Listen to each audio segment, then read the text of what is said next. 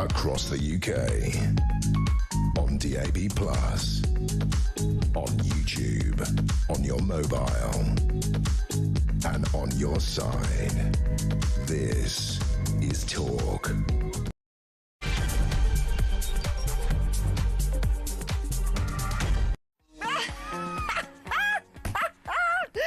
Seriously, guys, Sir Keir Starmer has accused Lord Mandelson of betraying Britain. Really? Is that what you're going to lead with? You? Chagos? I mean, all the things. Like, China? Come on, son. Starmer's got some neck on him, doesn't he? Anyway, good evening. Welcome back. Hoping that this isn't your first time, but if it is, even better, welcome aboard. You are set for a thrilling 3 hours of fast and furious news and views and, well, a little bit of fun in Weird Hour at 9 o'clock. And we've got some brilliant guests coming up. Unfortunately, we don't get to sort of choose the news. Well, we do. We have editorials and we decide what we're going to cover. But you're hard-pressed to find stuff out there today that isn't about Peter Mandelson. And so, unfortunately, folks, we've got to chain ourselves to that old donkey as he heads to the knackers yard and discuss it ad nauseum. But we'll try and, find some new angles and make it a little bit fun, shall we? And I want to know your thoughts on everything as well. We might need you for a little bit of comic relief this evening. So strap yourselves into your funny boots and get ready to walk the walk, because this is Talk, where we definitely talk the talk. 03444 99 1000 is the number to dial if you want to have a chat with me live on air. That would be glorious and fantastic and a real honour and a privilege, particularly if you've not done so before. Come on, grow a pair. It's only me. I can't get to you through the screen. I'm not the girl in the ring. You know, I'm safe in a studio, okay? And I don't bite anyway. 8722. That's the number if you want to send a text message. Got to write the word talk before you text, however, because, well, it needs to know which studio it's going to. And believe you me, I heard some crazy things went on in Talk Sport earlier. So whatever you have to say, they might be a little bit vulnerable to it at the moment. 03444991000 is also the number if you'd like to send me a WhatsApp message or indeed leave me a cheeky little token of your imagination in vocal format, i.e. a voice note on WhatsApp. We're on X at talkTV. Everything costs the amount that it normally costs. We're not charging you this. We're not sort of, trying to pull the wool over your eyes and make a buck off your back. We just genuinely want to hear from you. Seriously. I do mean you. So, looking forward to speaking in a bit, right? OK, let's get on with this. And first of all, welcome aboard our brilliant little submarine of sanity, Isabel Oakeshott, our international editor. How are you doing, Isabel? I don't think anyone's ever called me a submarine before. I'm quite liking that. I just don't think I'm very good at lurking underneath the surface. I think I'd be popping up continually. Your little news periscope out, breaking cover, looking around, detecting things going on. How is this Mandelson stuff going to unfold? Because what Starmer seems to always do, says, I didn't know anything, is normally step one. Step two is I'm going to commission an independent report. And then when independent report comes, he's like, oh, so that's what really happened. Oh, well, that person needs to be X, Y, and Z then. But it is not the normal circumstance, because he's already done this about Mandelson. He already commissioned the independent report. Oh, well, this is what the intelligence agencies may or may not have said to me. And it turns out, well, if I'm honest, it seems as though Starmer wasn't particularly being straight with us and how much he might have known about Mandelson and what he might have been warned about. Well, all eyes are now going to be on this release of the advice that Starmer was given. And today MPs have spent pretty much the whole afternoon wrestling over the kind of terms and conditions of the release of that advice. Starmer had wanted to redact, to basically black out anything that he said might impinge on national security or our diplomatic himself. And as the opposition pointed out, well, Mandelson's whole appointment was about diplomatic relations. So had the Prime Minister been allowed to redact the document everything in it about international relations. It would be one of those documents that is basically just a big black sheet of paper with a few words in it, perhaps Mandelson's name and the Prime Minister's name. And he hasn't got away with that. After a lot of toing and froing and an afternoon of high drama at Westminster, Downing Street has been forced to back down, and they are going to have to publish a lot more than they wanted to. And it is going to be handed over to a cross-party committee to look at the material behind closed doors, and they will get to decide what can and can't, reasonably be released. And that judgment won't be made on the basis of protecting Keir Starmer's blushes. So that was all quite complicated. Let me encapsulate it really briefly. This has been a terrible day for the Prime Minister. He is absolutely on the cliff edge here. It's a very, very febrile atmosphere at Westminster. Rumours swirling that he might even resign in coming days over this whole debacle, that, we might see a interim Prime Minister David Lammy, perish the thought. In any case, very significantly, Angela Rayner, who is well known to be positioning to take over from Keir Starmer, appeared during an opposition debate. So that was a Tory-led debate, and contributed in a way that was super unhelpful for her side of the government, basically. That is very significant. Really does look as if she's sharpening her knives. Oh, well, if rumours are to be believed, she's got £1 million war chest already built up. But I do not like Starmer at all. But I don't know whether him being replaced by Rayner and Lammy, on some level it's a good thing, because I kind of think it sweeps away all of these human rights lawyers who actually do seem to run the government instead of Starmer, who I don't trust as far as I can throw. But then the idea of old brainbox Lammy or the gob-on-legs Rayner going out and batting for Britain on the international stage is wild. It's absolutely crazy. Let's have a look at some of the drama that took place inside the Palace of Westminster earlier, because, of course, it was Prime Minister's question time, and this is what happened. The whole House will be disgusted by the latest revelations about Jeffrey Epstein. Yeah. All of us want to see his victims get justice. Yeah. But the political decision to appoint Epstein's close associate, Peter Mandelson, as Britain's ambassador to Washington goes to the very heart of this Prime Minister's judgment. Yeah. When he made that appointment, was he aware that Mandelson had continued his friendship even after Epstein's conviction for child prostitution? Mr. Speaker, let me start where I must, with the victims of Epstein, and all of our thoughts are with them. Can I also say our thoughts are with all those who lost jobs, savings and livelihoods in the aftermath of the 2008 financial crash. To learn that there was a cabinet minister leaking sensitive information at the height of the response to the 2008 crash is beyond infuriating. And I am as angry as the public and any member of this House.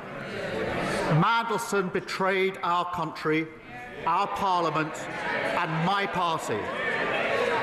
Mr. Speaker, he lied repeatedly to my team when asked about his relationship with Epstein before and during his tenure as ambassador. I mean, Isabel, in a way, I kind of think that Starmer's lucky the Mandelson stuff has kicked off, because we've all stopped talking about him conducting a witch hunt against our soldiers. I mean, there's so many negative things on his rap sheet now. In a strange way, Starmer's got the ability to, as he loves to do, point at something else or someone else beyond his control as the person who needs to be the burden of blame. Well, actually, I think he'd quite happily swap this complete and utter political nightmare and morass for being accused of betraying our soldiers. As each scandal engulfs this government, the last one looks quite tame by comparison. So no, look, I don't think there's any upside for him in this. There is no overstating the scale of the crisis that his administration is in. And what is unfortunate for all of us is that whoever replaces him I'm afraid we probably still have another 3 years of this shambles. Do we? I mean, do we? Because I'm trying to think of the runners and riders, which it basically does seem to be.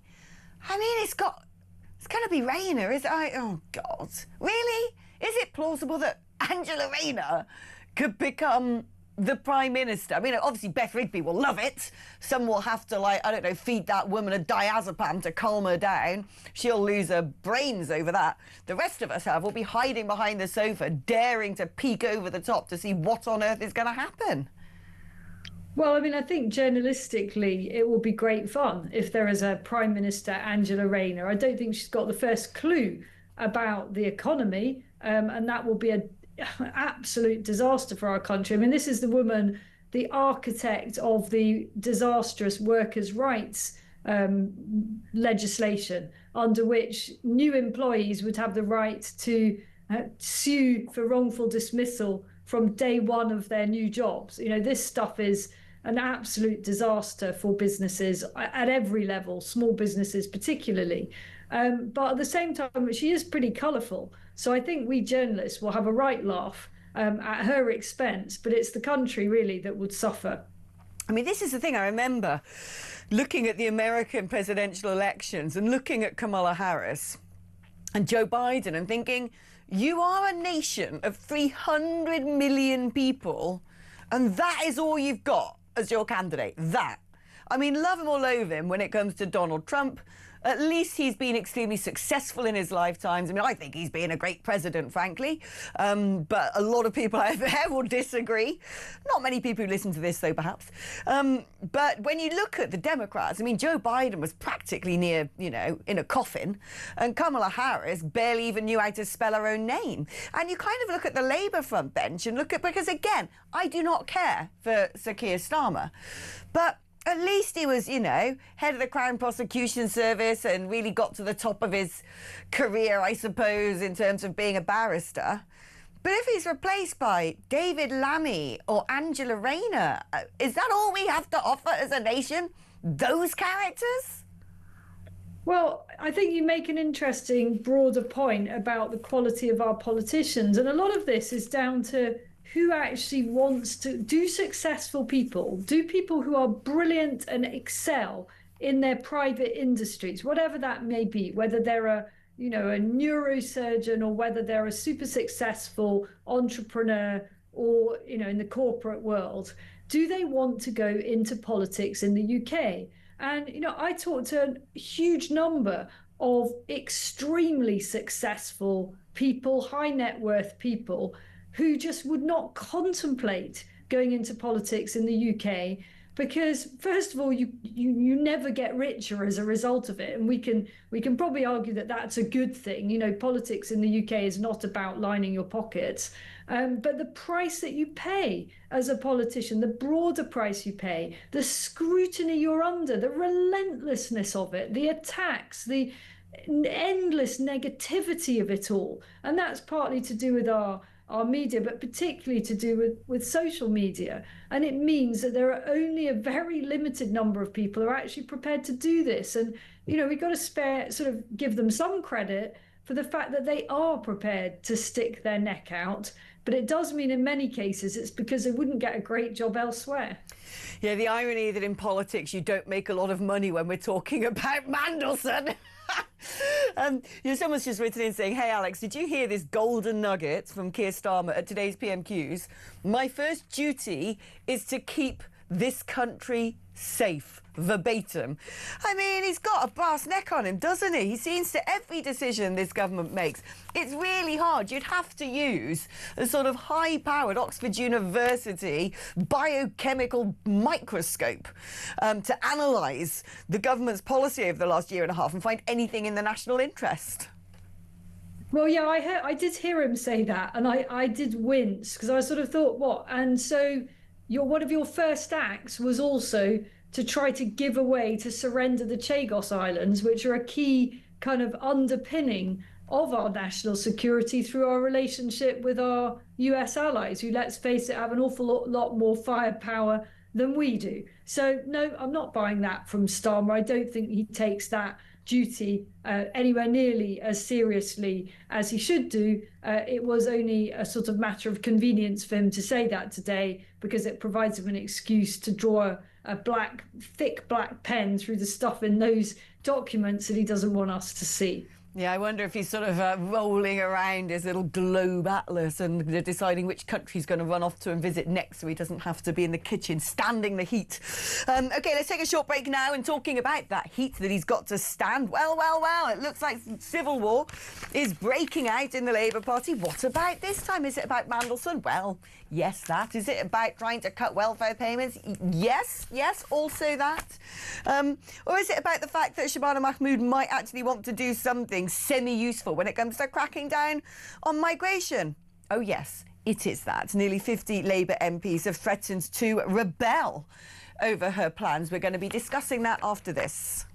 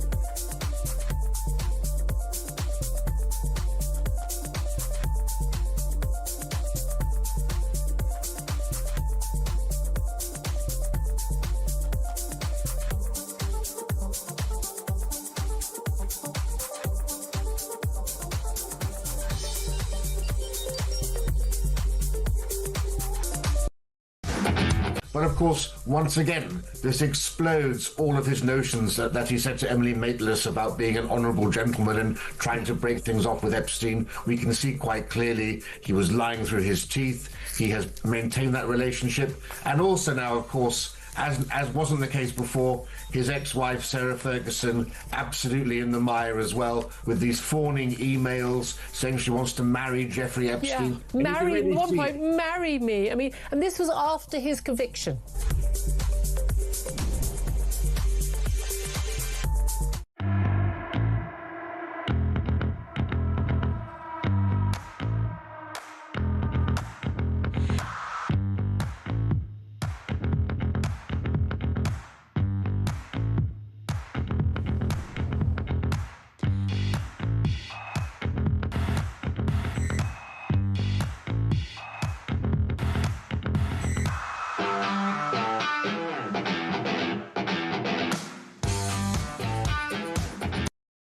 Across the UK, on DAB+, on YouTube, on your mobile, and on your side. This is Talk. Hello there, righto. So the next version of Labour's civil war is going to be contested over indefinite leave to remain. This is because Shabana Mahmood has suggested that she might double the time it takes before you can appeal to get indefinite leave to remain, which is currently at 5 years, and suggesting that this should be extended to at least 10 years and there'll no longer be an automatic right to remain. But I think one of the most controversial aspects is saying that she would apply this retrospectively to almost 2 million migrants who came in under Boris Johnson with that mass, what's the opposite of an exodus? A mass introduce of human beings. Isabel, what do you make of this? I mean, apparently 50 MPs say they're going to rebel.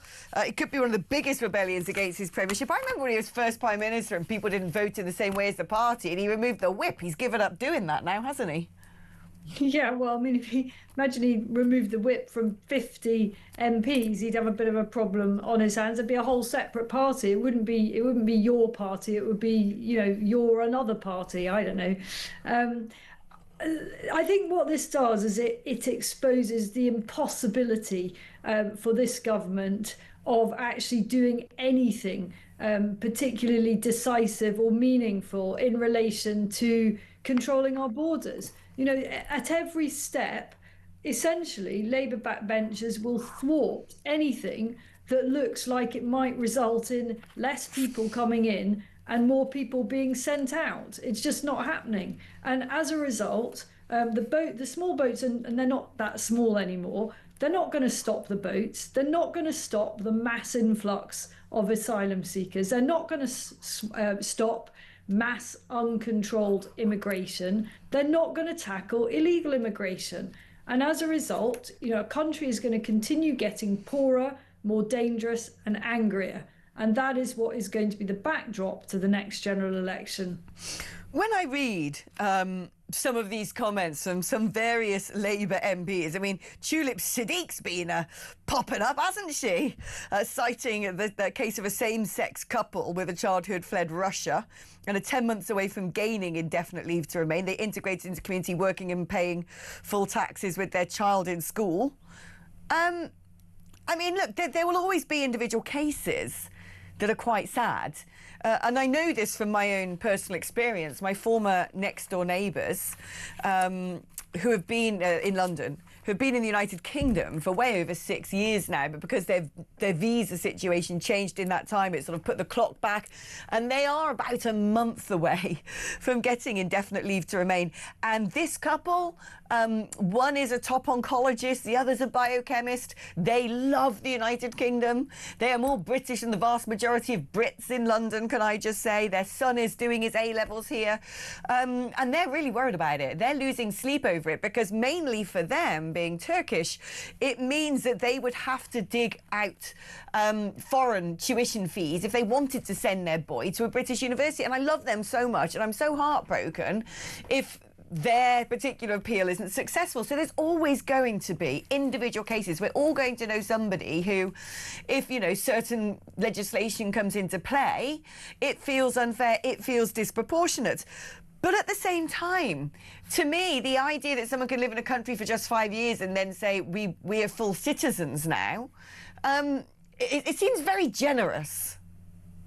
Yeah, I mean, I respect your affection for this couple, but I don't feel sorry for them. I feel sorry that we are prioritising asylum seekers and people with low skills or even no skills, mostly no skills, who are coming over on small boats, who end up staying in the UK for years and years and years and years. I mean, they should be deported forthwith.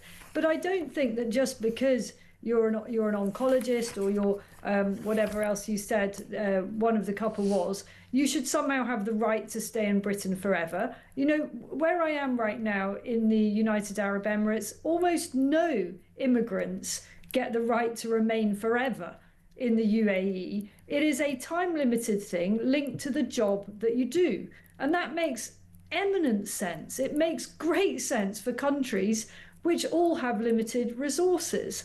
And this is how it should be in the UK, that if you come in from abroad, your right to remain in the country should be linked to your ability to continue to contribute and to fill a gap, which for whatever reason we can't seem to fill with our own people. And I don't mean that should be cleaning and other basic things that don't require much training.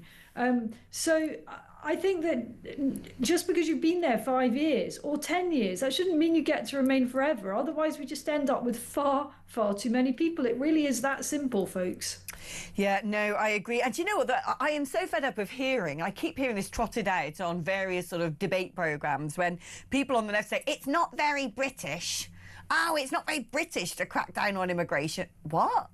Like, I didn't realise we had an unwritten constitution and national motto that said roll out the red carpet to any Johnny foreigner. And what is un-British, right, about controlling our borders? The reason we have a little island that we call Great Britain is because we managed to do that successfully for the best part of 2 millennia, give or take the odd Norman and Viking. I mean, what will be left of Britain? What is Britain if you just flood it with absolutely all comers, regardless of whether or not they are an asset to our country? No sensible country does that. It is completely insane to continue importing people who are most likely to be heavily dependent, if not wholly dependent, on the state for their entire lives. That's just completely obviously bonkers. And at the same time, because the better off people, the most successful people, are looking at how much tax they're paying to support those coming in, the unskilled, the low skilled, and they're thinking this isn't stacking up for me anymore. They are leaving in large numbers. And this is why we've seen net migration, when I say falling, I mean just coming down from a ludicrous peak.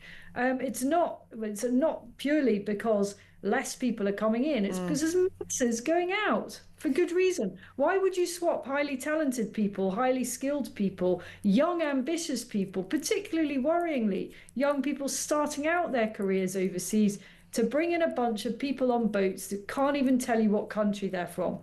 Oh, I tell you what made me laugh today. Yvette Cooper's been doing a bit of virtue signaling. She put a tweet out going, the situation in Sudan's really awful. There's so much rape being used as a weapon of war. The world must not avert its eyes from the people of Sudan.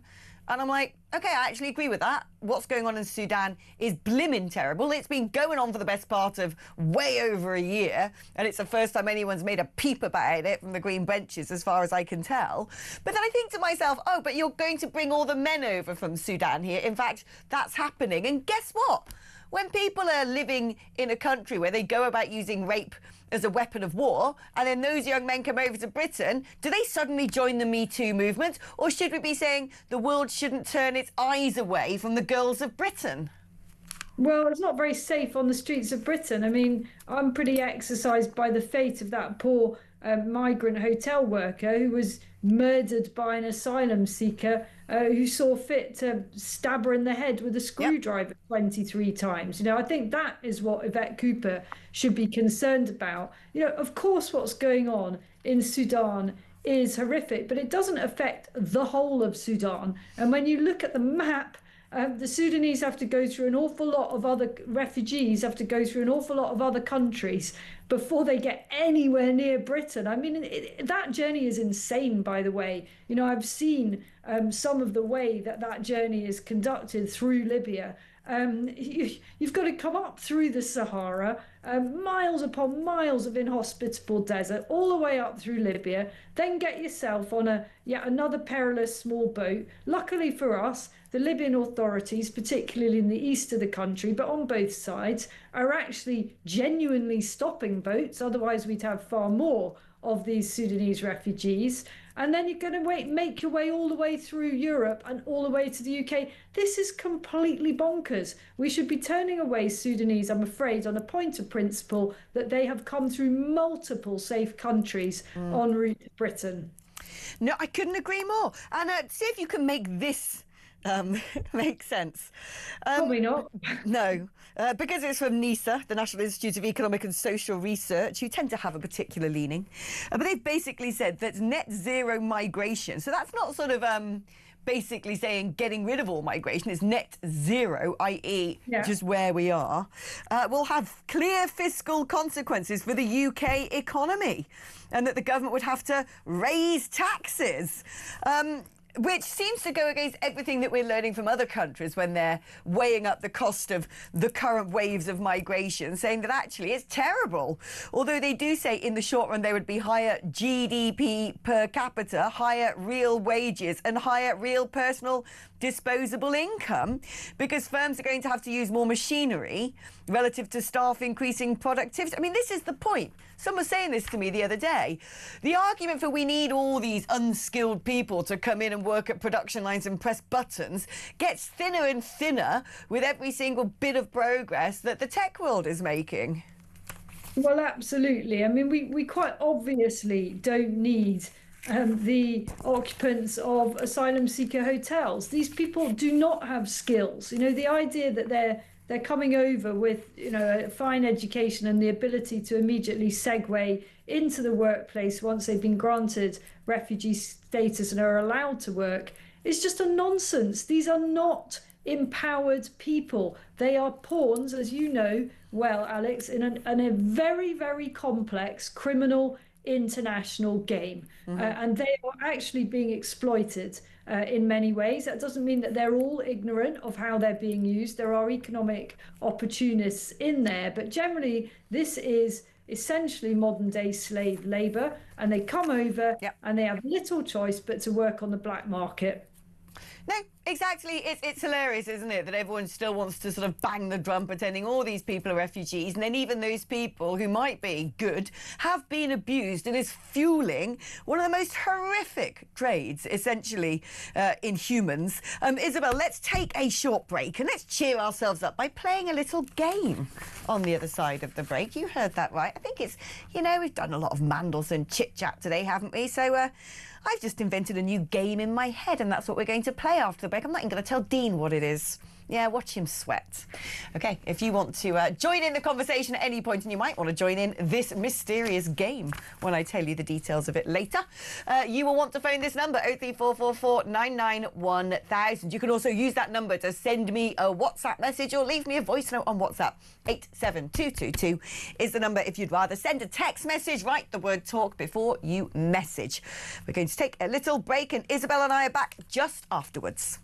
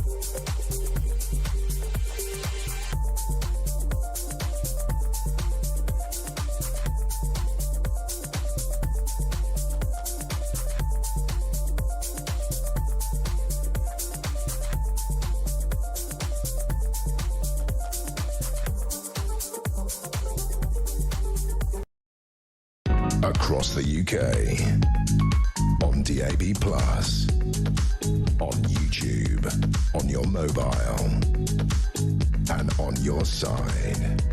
This is Talk. Hello and welcome back. Now, here's a game that we are going to play. But first, let's have a little chat with Isabel, because the game is going to be based upon this particular story.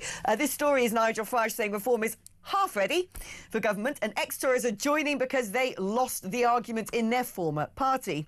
Half ready? Well, it's better than not being ready at all, I guess, although in theory we still have 3 years before a general election before he has to try and assemble a front bench. But he had the impression, he certainly told a conference previously, that he thought that the Prime Minister would be out by 2027, which means that Nigel had better pick up the pace a little bit.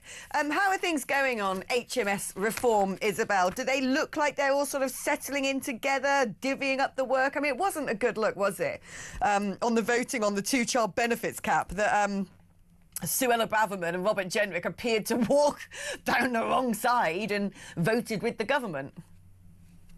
Well, I think they may have got I don't know what happened there, but I suspect they got slightly confused. Not that they're novices in Parliament, but they're still quite new to reform, still perhaps not up to speed on all the policies that have been announced and the details of those. But listen, I'm intrigued. What is this game? Is it a multiple choice? I'm feeling kind of nervous here. Oh, you're gonna love it. You're gonna hate playing this, Isabel, but you're gonna have to because you might end up being a hostage. You might go, Alex, I can't possibly play this game, and I'm going to go, well. Let's see about that because we will say that.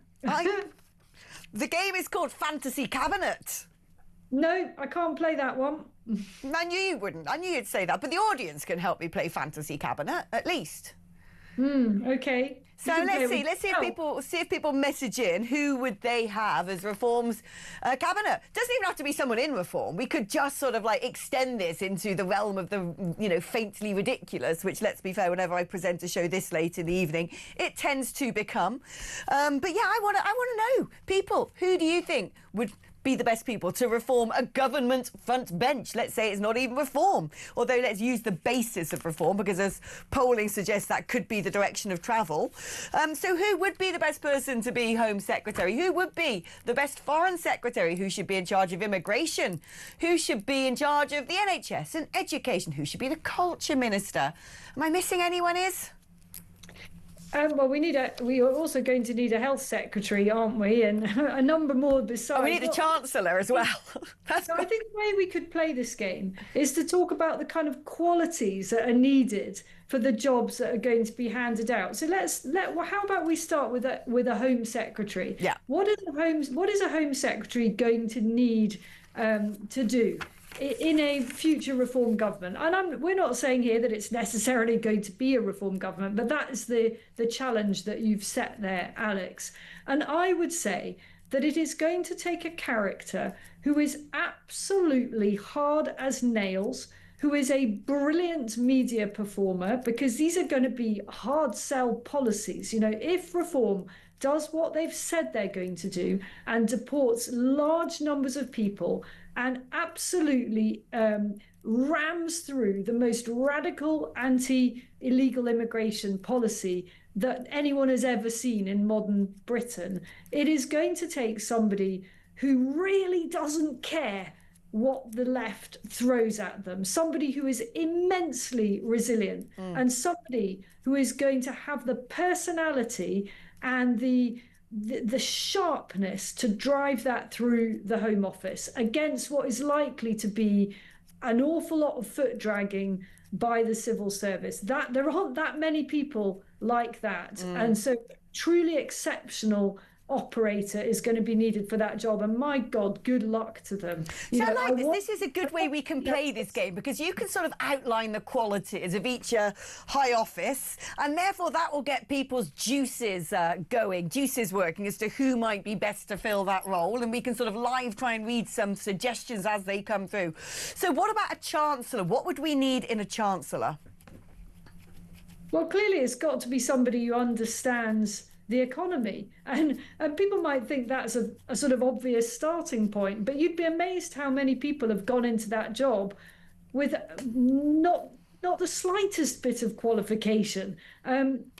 Obvious example is Rachel Reeves. Now, she, of course, calls herself an economist. She does have some training. She did work, didn't she, briefly for the Bank of England, or even for a long time for the Bank of England. But then there was this whole question of what was her real role? Was she, in some of her former roles, Rachel from accounts or Rachel from the complaints department? What exactly were her credentials? But I think more importantly than that, she has never run a business. And somebody who is in charge of the economy, ideally, should know what it is like to run a business, or at least have a circle of friends and confidants with extensive business experience. So that is what has been so lacking on the Labour benches, isn't it? There just aren't people who have run businesses who know what it's like to take risks. Because running a business, even if it's a tiny business, it involves sticking your neck out, not necessarily being able to sleep at night, wondering if you're going to be able to pay the bills at the end of the month, or whether you're going to be able to meet payroll. And it's a sort of unique experience, really. And if you're trying to run an economy and you've no idea how it feels to run a business, if you've always just worked in the public sector or been a career politician, I think that's a very poor foundation from which to be a chancellor. Oh, I think just being left-wing is a poor foundation from which to be chancellor. Joe, someone's just messaged in saying Isabel is describing the qualities of Anne Widdecombe for Home Secretary. There you go. There's our first recommendation. Do you know an interesting role that we don't talk about enough is the Department for Work and Pensions, because I assume it's largely under the purview of that minister that things like welfare comes in and, you know, out of workness. And these are some of the massive issues facing the UK right now. I mean, do we need someone in that regard who is able also to sort of turn down the dial a little bit on compassion and make some pretty difficult choices? Well, here I think I'm on safer territory, because I think that Nigel Farage has actually appointed Lee Anderson as his welfare spokesman, hasn't he? So it would be perhaps a natural move for him to have some role in that department if reform got into government. And it does need somebody, again, you know, I could replicate what I said about the Home Office. It's going to need somebody really tough. You know, no one likes taking stuff away from people. It's not going to make you popular to crack down on whether it's PIP, whether it's the Motability scheme, whatever it is. There's going to be absolute howls of fury and dismay and shrieks of things being unfair. And whoever becomes the next in the next government, whether it's a reform government or whatever the colour of that government may be, unless they crack down on our grossly bloated welfare state and the wholesale systematic abuse of the benefit system, we as a country are not going to get back up on our feet again and be able to build and be great again in the way that so many of us are just desperate to happen. How important do you think it is for reform to have known names and sort of familiar faces on the front bench and in the cabinet, or does it not matter? Because my concern at the moment is they're now a party of, is it 7 MPs? Potentially will become 8. Let's see what happens in Gorton. But, you know, cabinet positions, I've already listed about 8 there, and there's all these other ones that I haven't put down yet. How important will it be for Nigel Farage to have to try and recruit known figures, or does that not really matter? Is it more about suitability to the job and the public would just get to know these people during the course of the journey? Well, I think it's really important that there are a significant number on those front benches who actually have experience in Parliament. It's a bewildering place. You know, as anyone who starts out as a backbench MP, they're newly elected, it takes a real long time to get your head around parliamentary procedure, around the geography of the place, and that's just as a sort of non-entity MP, somebody who's not under a lot of scrutiny. That's not even talking about understanding Whitehall, understanding the workings of the civil service, understanding what is and isn't possible to do as a minister. So to have people coming in Secretary of State positions who've never been an MP before and find themselves around a cabinet table, that is quite a leap. Now, it doesn't mean to say it's by any means impossible. You know, I'm sure Nigel Farage will have his pick of incredibly talented people from the private sector who are willing to give that a go. But it has to be alongside those who have got extensive ministerial experience. And that, I think, is one of the main reasons that Mr Farage has accepted the likes of Suella Braverman and Robert Jenrick into the party ranks, because they do have that high-level ministerial experience, which will be crucial in a future reform government. While we're talking about reform, just before we go to the next advert break and sort of change our topic again, it does strike me they're about to fight big elections this year in both Wales and in Scotland. And in Wales, they actually stand a chance of taking over the Senedd, of actually having the First Minister with a turquoise rosette. And yet they don't seem to have anyone who, as far as I can tell, is in the running for that. There's no sort of big political name at all for Reform Wales right now, or anyone whatsoever, it seems. And, May is not that far away. Well, all I can say, I don't know much about what's going on behind the scenes in Reform Wales, but with Nigel Farage, he is an incredibly artful political strategist. So there will be a very, very good reason why he's not promoting a big name already. We can only trust that is the case. There are certain... he works in mysterious ways, if I could put it that way.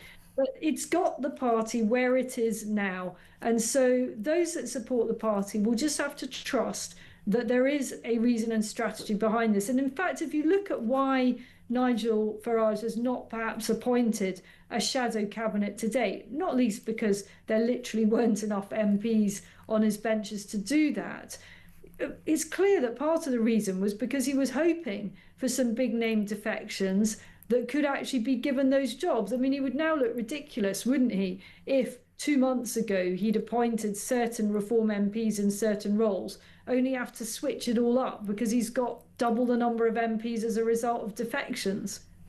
No, very true. I mean, the current First Minister of Wales was saying pubs are shutting because of Netflix. That shows you the quality of a politician over there across the border. Although say that, I struggle to actually name.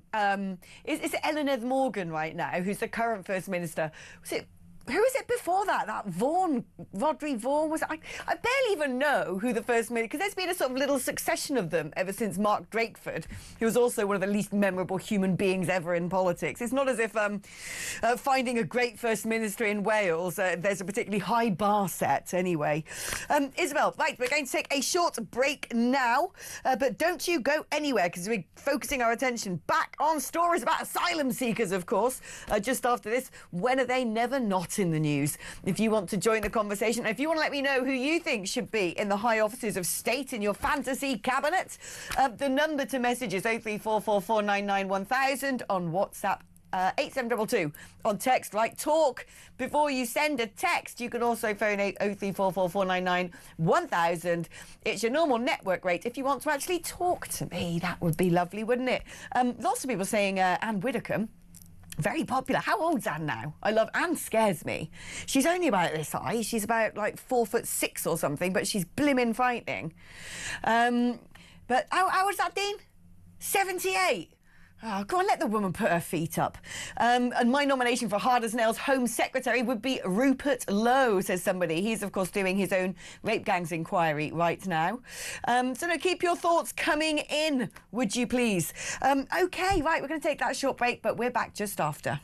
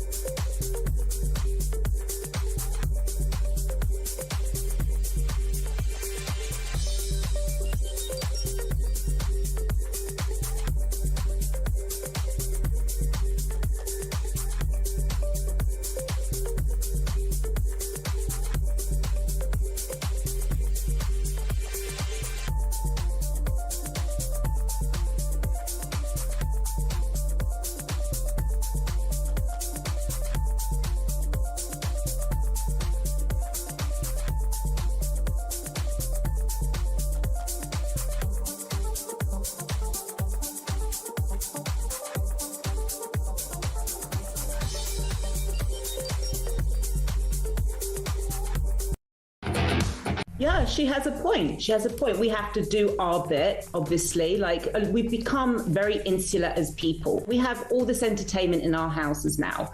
Like, when I was growing up, you got bored. You got bored and you didn't want to be in the house. You know, you had 5 channels to pick from and that was it. No Deliveroo or anything like that. So we do have to be more mindful and try and make an effort to step out of that. I know it's hard, but I like, for instance, do digital detoxes now and again.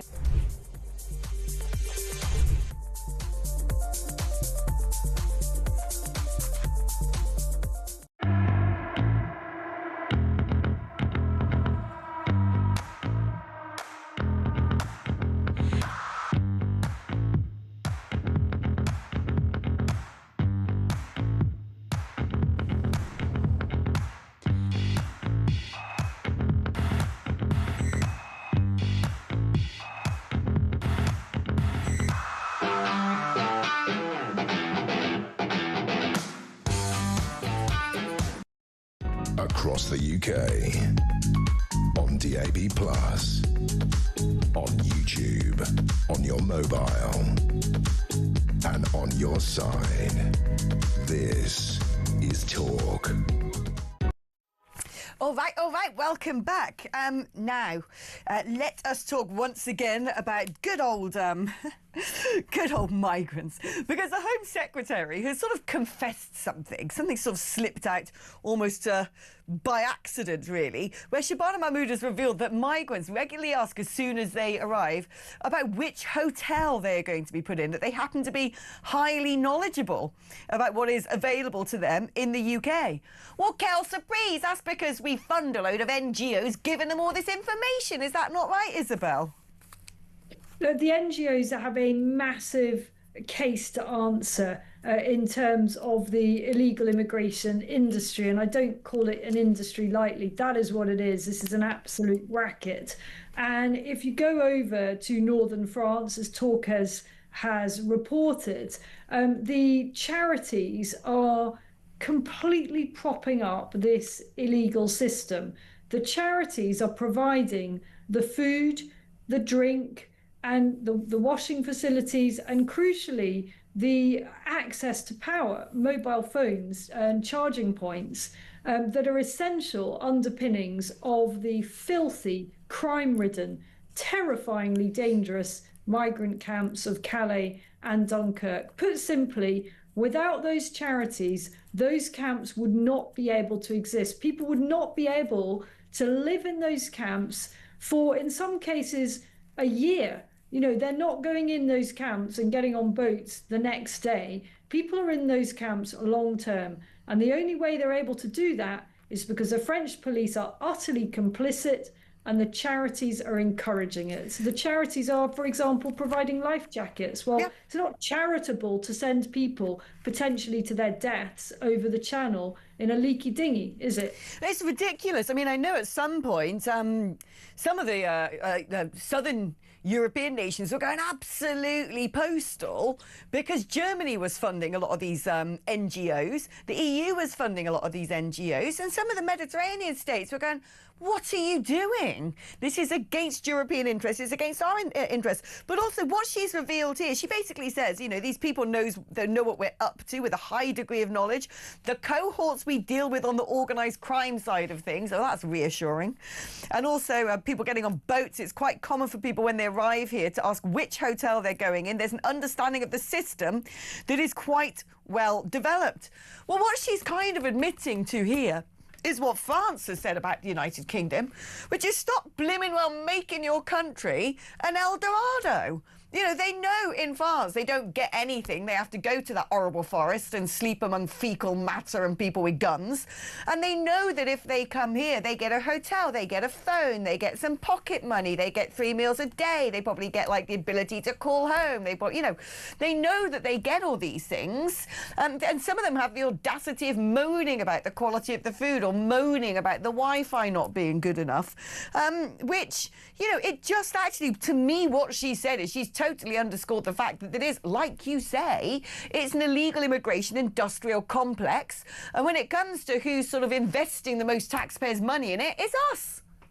Well, that's absolutely right. But the French police are just a complete and utter disgrace. And in my opinion, It's not just that we should stop giving them any money. We should be demanding a multi-squillion pound refund because they are quite literally waving migrants across to the UK. They are facilitating these journeys at every step of the way. And I can tell you, Alex, I can reveal that as we speak, the UK police, at the behest of the French police, are busy going around knocking on doors of various addresses in England of campaigners and activists that have been over to northern France to try to expose the shortcomings of the French police.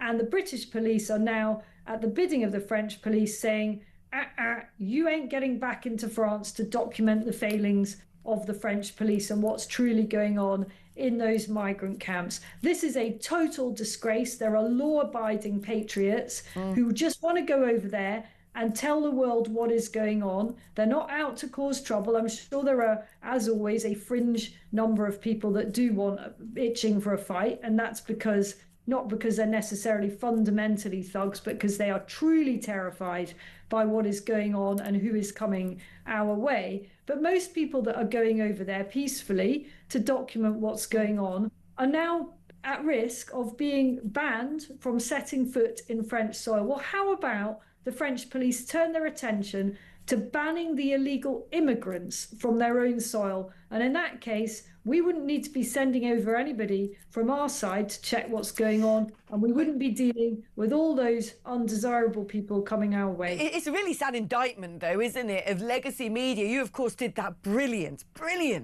piece about what it's like in the Calais jungle.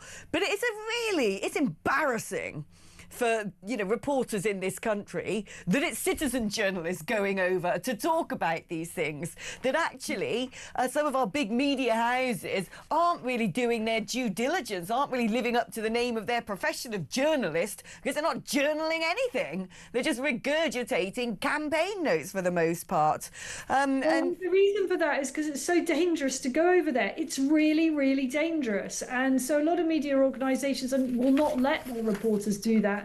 And secondly, the French police make it really difficult. If you're there with a camera, French police don't want you anywhere near the action.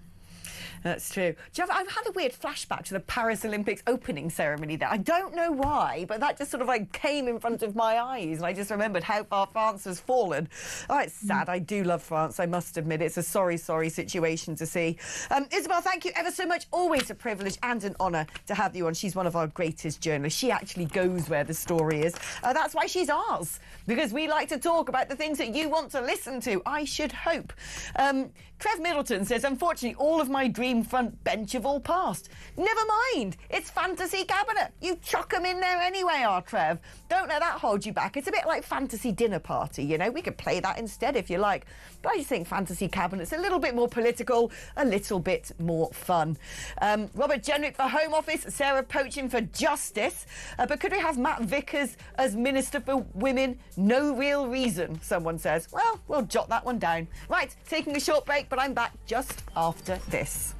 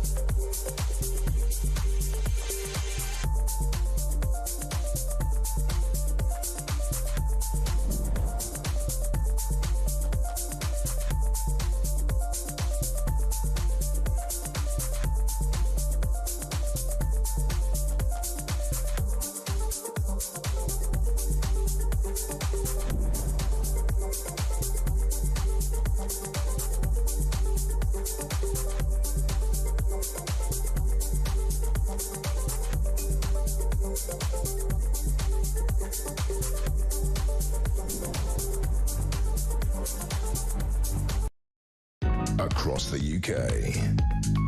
On DAB+. On YouTube. On your mobile. And on your side. This is Talk.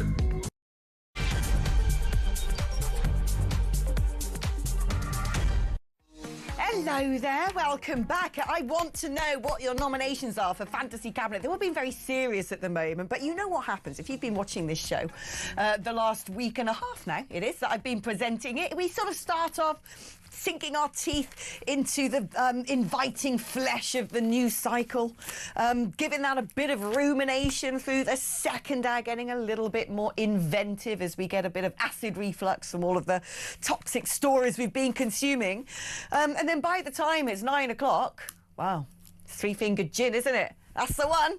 Yeah, it's time to sort of pull the plug a little bit, get a bit weird. Tonight, actually, you're in for a real blessing. Oh, that's right, because our weirder. Well, what are we going to call the people that come on in Weird Hour, Dean? I used to sort of like to call them like emotional support animals or comfort creatures, but I think we need a better name for them now.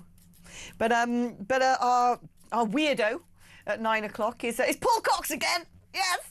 Because our original weirdo couldn't come and be weird at the last minute, unfortunately. They got other things to do. And so we got on the blower to Paul and just said, well, look, it just works so well, doesn't it? Come on, Paul. So we're going to treat ourselves to a double dose of Cox this week. Yeah, no, COX, thank you. Right, so Minister for Justice has to be Sarah Poachin, I assume Dean in Oxford is saying. The obvious choice for Immigration Minister is Zia Youssef. Work and pensions 100% Lee Anderson. Good old Clint, who always writes it in work. He doesn't write this, but it comes up on the sort of bit on WhatsApp where the way you've put your name yourself in your own WhatsApp appears. And it says Clint and then in brackets Tarzan. I want to know what's going on there, Clint. Why are you called Tarzan? Do you swing from the trees? Do you beat your chest like a baboon? Or is that a gorilla more that does that? Baboons just nick your digestive biscuits and do unspeakable adult things that prevent you getting into the swimming pool. Trust me, I had that issue when I was in Ghana. It will be Suella Braverman as our Home Secretary, says Tarzan. When reform gets in government, it's inevitable now, I think. We need Suella in the Home Office. 3 years seems far away. We have a migrant crisis now. All right, Tarzan, I get you. Hi, Alex. Bobby J for Home Office. Soft hands Rob, as I like to call him. Rob Jenrick, one assumes. Sarah Poachin for Justice. But could we have Matt... Oh, I read that one. Matt Vickers as Minister for Women for no real reason. Who's Matt Vickers? Am I being slow? Oh, Dean says he's a deputy leader of the Conservatives. Oh, he's big name, bright lights in here, isn't he? Suella, the Home Secretary, says, Margaret, keep your thoughts coming in. In fact, actually, should we listen to a voice note from Alison on her suggested cabinet? Sir Tim Martin from Wetherspoons could be the next Chancellor of the Exchequer with, who knows, Jeremy Clarkson as the Agricultural Minister. They've got to be better than the ones we have now. Clarkson in Defra. Well, they're going to have to patch up his differences with Nigel, though, isn't he? Because he was slagging off the party the other day, but I quite like that. And as for... Oh, I've just actually written Sir Tim Martin on my paper because I'm so obsessed with giving that man a knighthood. I just can't think of anyone more deserving. He's a real hero. I love that idea. That guy is just brilliant. Because if you, in the current financial climate, can not only preserve and restore really important cultural buildings, which is a lot of what Wetherspoons does, also feed people, from your builders to your pensioners to your reprobates like Dean, for about $4.99 for, you know, full English, and, you know, the big varied menu throughout the day, and sell booze, including local booze, cheaper than most of your rivals, and be packed out without having to play annoying music or put the foot in, you know. How does he do it? The man knows how to run stuff. And he's one of the greatest assets to community restoration in this country. I mean, that man should have been knighted 10 years ago. Arise, Sir Tim. Honestly. Yeah, let's get him on the show, Dean. I've got his PR man's number. We'll sort that out. Let's actually get Tim in here. Get Tim in for Weird Hour. Get him to bring some pints. That'll be fun. Anyway, right, let's get on, shall we? Because talking about Weird Hour, maybe it's come an hour early. No, it's not, because he's far too sophisticated. It's more sartorially elegant and eccentric hour, because we're joined by the inimitable Mr. Rafe Haydel-Mancou, broadcaster, historian, and jolly good fellow at the New Culture Forum. How are you doing, Rafe? Very well. I'm intrigued about your weirdo hour. I must tune in and then put a bid in to come on one day. Oh, yeah. Basically, you just have to be able to talk utter nonsense, snigger, laugh, just prepare yourself for anything in Weird Hour. And if I get to do this show again next week, Weird Hour will stay. You got your waistcoat on there, Rafe? Haven't got my waistcoat. I do have 3 fingers of gin, but I don't have my waistcoat. No. I love it. By the way, my former partner and I, we're still on very good speaking terms, but he was the one who loved the way that Rafe says I say waistcoat, but Rafe, who knows more than everyone, so I'm pretty sure his pronunciation is correct, says what? Waistcoat. You say tomato, I say tomato. Yeah, waistcoat. I'm just adopting it because I think it sounds like a pretty village somewhere. Oh, yes, I'm driving the other day, my Beamer, down the country lanes, called it that delightful little hostelry in Westcott. Anyway, perhaps it's somewhere that Prince Andrew, formerly known as Prince Andrew, used to haunt. Segway alarm. So let's talk about these Epstein files, because really, I mean, it's very easy when a story's been knocking around for so long to start becoming a bit normalised about it, for it to sort of lose its veneer of sensation. And yet, when you look at what's going on, what is being disclosed, what is, we're being drip-fed things of incredible historical, political importance, historical royal performance, historical international relations importance. I don't really know what to ask you on this, but what are the things about these revelations that are striking you at the moment as a historian? Do you ever look at the present day and think we're actually living through something that in a decade or so time they're going to look back at a bit like the Watergate scandal? That's precisely it, Alex. You've hit the nail on the head there. Firstly, yes, with 24-hour news cycle, people do get sick of the same story, except this is a story that just keeps on giving, because let's remember, there are 3 million pages to go through, 2 times the height of the Eiffel Tower. It's going to take a long time to get through that. So every day, every week, every month, you're going to have this drip, drip, drip. So we're only at the tip of the iceberg here. And let alone the 3.5 million pages that the DOJ, the Department of Justice, haven't yet released, or perhaps won't. Another 2 Eiffel Towers there.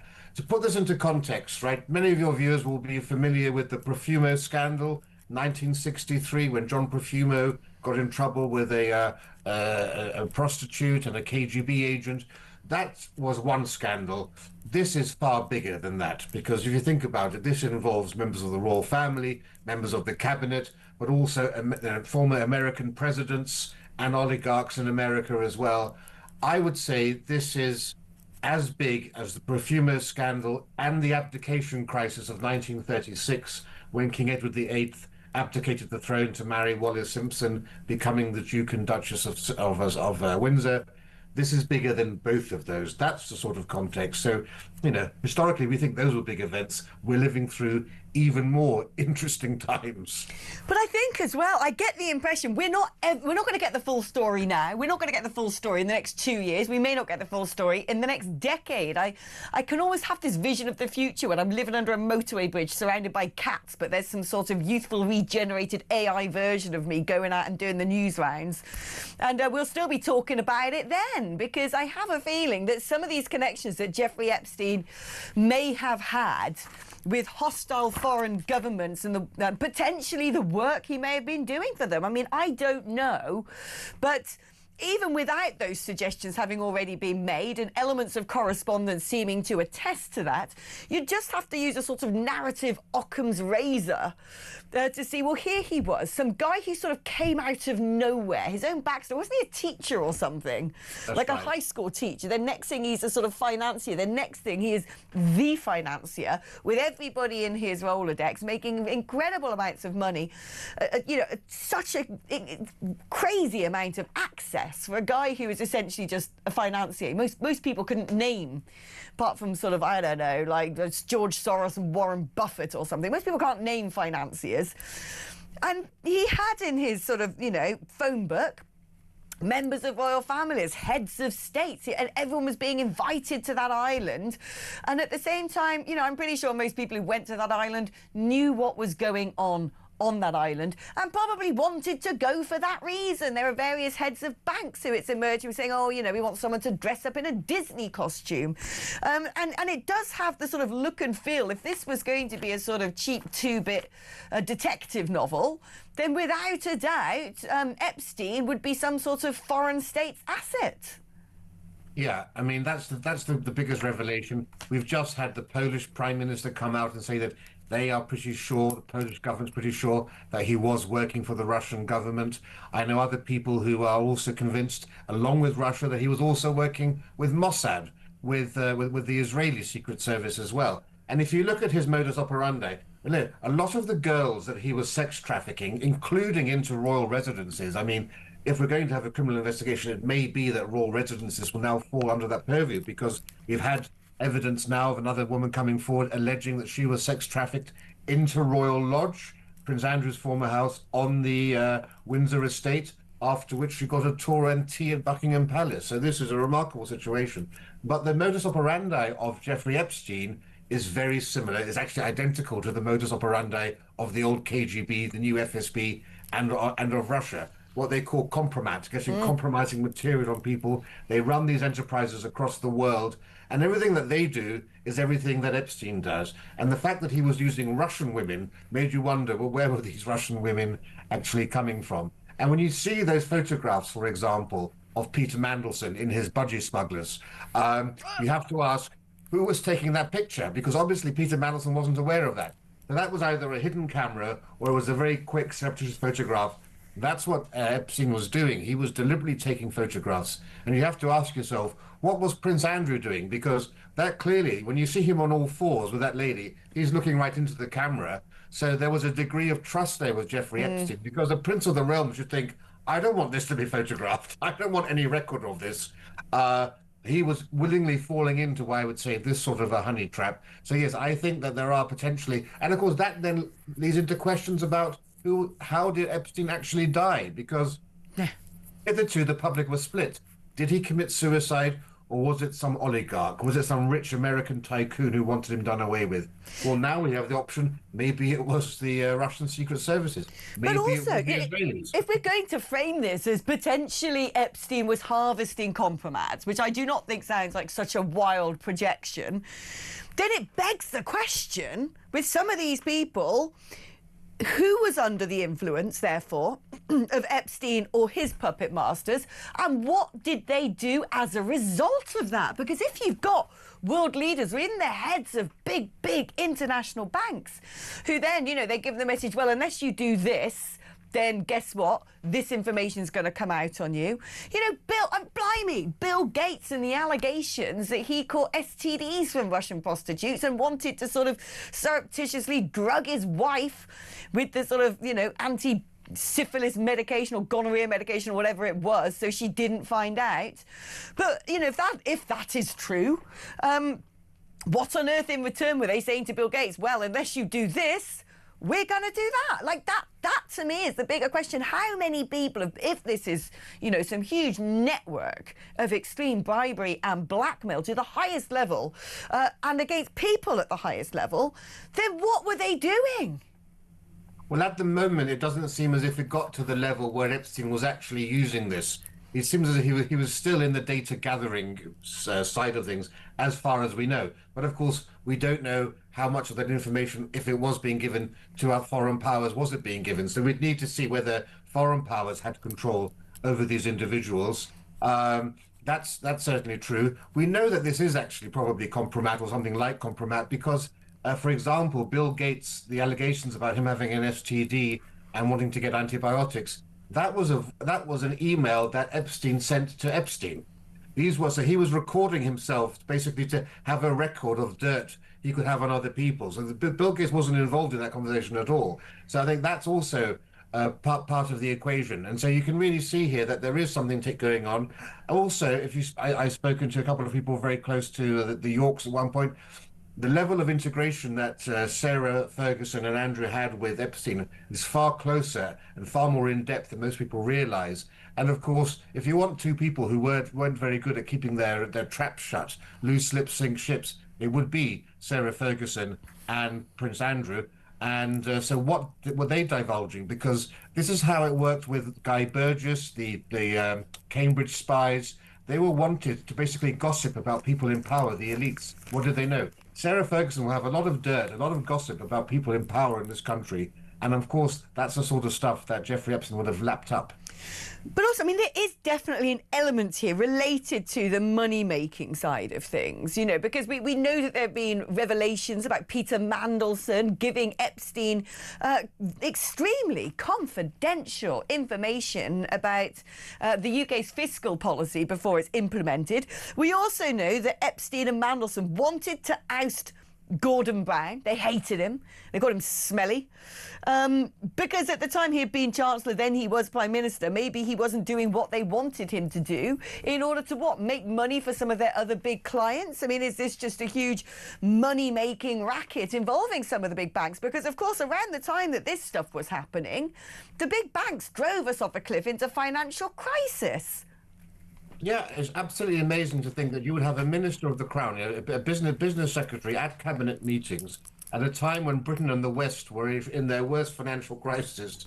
And there he is giving possibly market-sensitive information to somebody to make a killing off of the banking system. It's absolutely unbelievable. I think that on who are we talking about? What's his name? Peter Mandelson. Peter Mandelson. How can we forget old Mandy? I think on Mandy's part, he wasn't be trying to curry favour. What I find fascinating about Peter Mandelson is that he was willing to do all this stuff for such a paltry sum. I mean, asking for 10 grand for your husband's osteopathy course, Peter Mandelson has £10,000, and then the other payments, 25,000 here, 25,000 there. I mean, that's chicken feed. And so to be willing to basically sell yourself out for that sort of money is quite remarkable. But also, I think we need to sort of remember, we're talking about Mandelson leaking state secrets relating particularly to the country's finances. We know that there was the head of a particular bank who wanted girls to dress up as Snow White. Of course, Epstein himself was a big financier. And let's not forget, I've just dug out the news story here. Let's not forget that in November last year, which really isn't that long ago, we're talking about, you know, a couple of months ago, maybe 10 weeks ago, that Mandelson was photographed peeing against a wall in Notting Hill. Again, he's not exactly the most discreet of men, is he? Because he had just been having a big old dinner with George Osborne, who, of course, was our former Chancellor. I mean, you know, his connections, old Mandelson's connections, I don't think we should be letting that off the hook. I think we actually now deserve to know what was going on there. And the judgment, of course. Where is the judgment of all these, of George Osborne and everything else? I mean, look, a lot of people have a great degree of schadenfreude to see the oleaginous dark master of the dark arts, Peter Mandelson, you know, Labour Svengali, in this position now, given how he made many people's lives terrible. But there are questions to be called here about the judgment, about the instincts of many senior political figures, not least, of course, our Prime Minister, a man who has admitted on the floor of the House of Commons that he knew that Mandelson continued his relationship with Jeffrey Epstein after he was convicted and released, and yet he still went ahead and appointed this man as ambassador. And this isn't a lone error. This is just a pattern of political misjudgments made by Keir Starmer. And I think this is really where the focus must be now, that we have a Prime Minister who has no political instinct, who has no political acumen, and once and time again, basically causes incalculable harm to the British people through the decisions that he makes. But I mean, at the moment, and like you said, there's 3 million papers for people to pore over and read through. But so far, the majority of stuff that has come out of people who are sort of inculcated with having a cosy relationship with Epstein, I think by and large seems to be lefties. It's Democrats and it's people very high up in the Labour Party. Do you think that this scandal is going to reach out over the other side of the Commons, and we might start getting name drops from the right wing of politics over here? Because my feeling is, if there was anything in there that really sort of had, you know, Donald Trump bang to rights, it would have been used by now. I do think that's a case of, well, you know, we're still leafing through those, you know. It would have come out, it would have been used, it would have been used ahead of the election that got him into the White House again. So I kind of don't think that there's anything in there, although that is what Donald Trump himself's been saying, so, you know. But it does strike me that, you know, Epstein seemed to circulate among the champagne socialists more than anybody. Yeah, well, look, Richard Branson, and you've got, you know, if you look at the Americans, Bill Gates, of course, you can't get more lefty than that. There have been, obviously, there have been far fewer big consequences for Americans than for, say, Prince Andrew and Mandelson. But Larry Summers is another person who's basically had to fall down over this. But he's also a Clintonite. Of course, you've got the Clintons themselves who've been dragged kicking and screaming. Only at the threat of being subpoenaed have they now agreed to give testimony to Congress. So you're absolutely right. Woody Allen also present. I mean, the latest pictures released today, Woody Allen's around the table. So yes, these are very much the New York set, the champagne socialists, no one from the right. President Trump's name, of course, mentioned many, many times, but they had a major falling out. Of course, people must remember that Epstein and Trump both lived in Palm Beach. Mar-a-Lago was at Palm Beach. And actually, Trump was very annoyed with Epstein for stealing his employees. He had young girls working there, and they kept being stolen off by Epstein, and that, I think, led to a falling out. So I don't think that there's much of Trump getting up to stuff with Epstein, because I think they just didn't get on anymore. No, and actually one of the reasons his name pops up a lot in the documents is because various attorneys kept shouting about it in connection to this, and all of that was recorded and now makes part of the sort of canon, the growing organic canon of Epstein fodder. It's been enjoyable talking about it. I was getting bored at the topic, but actually speaking with you about it's turned it into a sort of really tasty little sensational morsel again. It sort of helps me put back into historical context quite how consequential this could turn out to be. Rafe, thank you ever so much, my darling. Enjoy your three-fingered gin and tonic, and it's always a delight having you on. OK, we are going to take a short break now. Good conversation that, wasn't it? When you sit back and you do reflect on it, the problem now, we live in a world where sort of Netflix and Amazon, they've all made their Epstein documentaries, haven't they? They rush to make a documentary way too soon these days. You know, something's in the newspaper, and next minute, we've got to make a documentary. We've got to do a recreation of all of this. And it's like, whoa, whoa, whoa. The whole story's not been told yet, folks. Let this play out a bit. Let have a denouement. There's more chapters, OK? Don't be so impetuous, because there's definitely going to need to be a sequel to the one that's already out, and it's already a 5-parter or something. Anyway, right, after the break, we're going to focus our attention on the mad things going on in the European Union. There's always madness happening over there. We know about the madness of Spain, letting in 500,000 men. Well, they've already been in, they've broken in illegally, but then saying, oh, well, you know, you can stay here if you like. That's fine. What a mad idea. But also, I want to dig around into something that hasn't been put out in the UK press yet, particularly. Of course it hasn't. But we're learning that the US Congress are lifting the lid on EU censorship of social media, and they're pretty affronted by some of it. There's a lot of juicy details to discuss in all of that. Equally, France has gone and raided the offices of X, haven't they? Did you not know that? Oh, yeah, you know what Macron's like. You don't like any free speech, that one, old little Napoleon. So we're going to be discussing all of that and washing that linen in the open air for you just after this with the brilliant Ralph Schallhammer.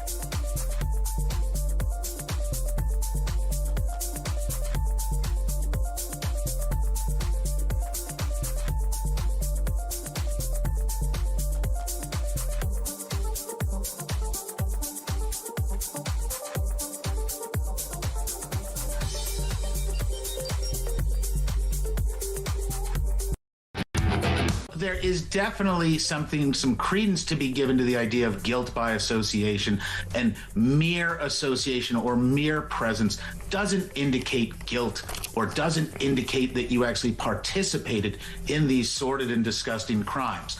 But when you see the repetitiousness, when you see the long-term interactions where it would be very difficult for anybody to be friends with Jeffrey Epstein without knowing the reputation, without seeing the assorted detritus in his path that he's left.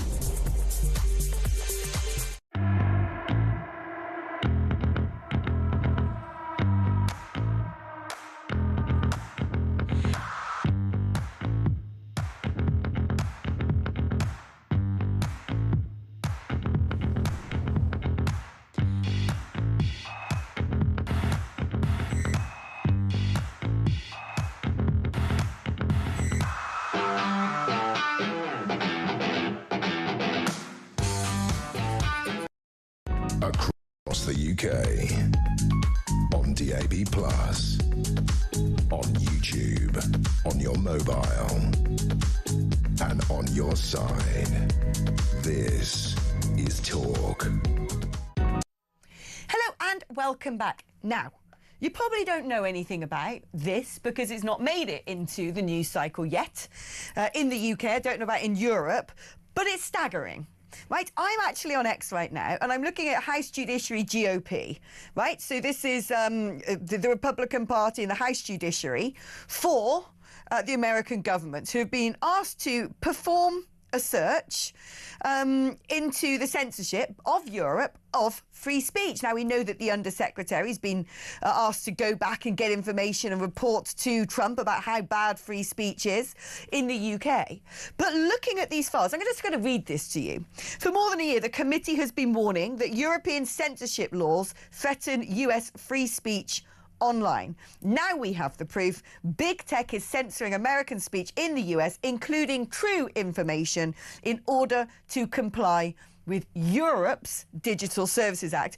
It goes on about all the way that they created codes and forums to pressure platforms to censor speech more and more aggressively, that the European regulators, all the communications going on with the big tech companies, the one they couldn't control, by the way, was X, right, when Elon Musk bought it. But it goes on and on, all the evidence that's been published now. And so what were they censoring speech on? So I'm going down this thread here about the community guidelines that the European Commission set up.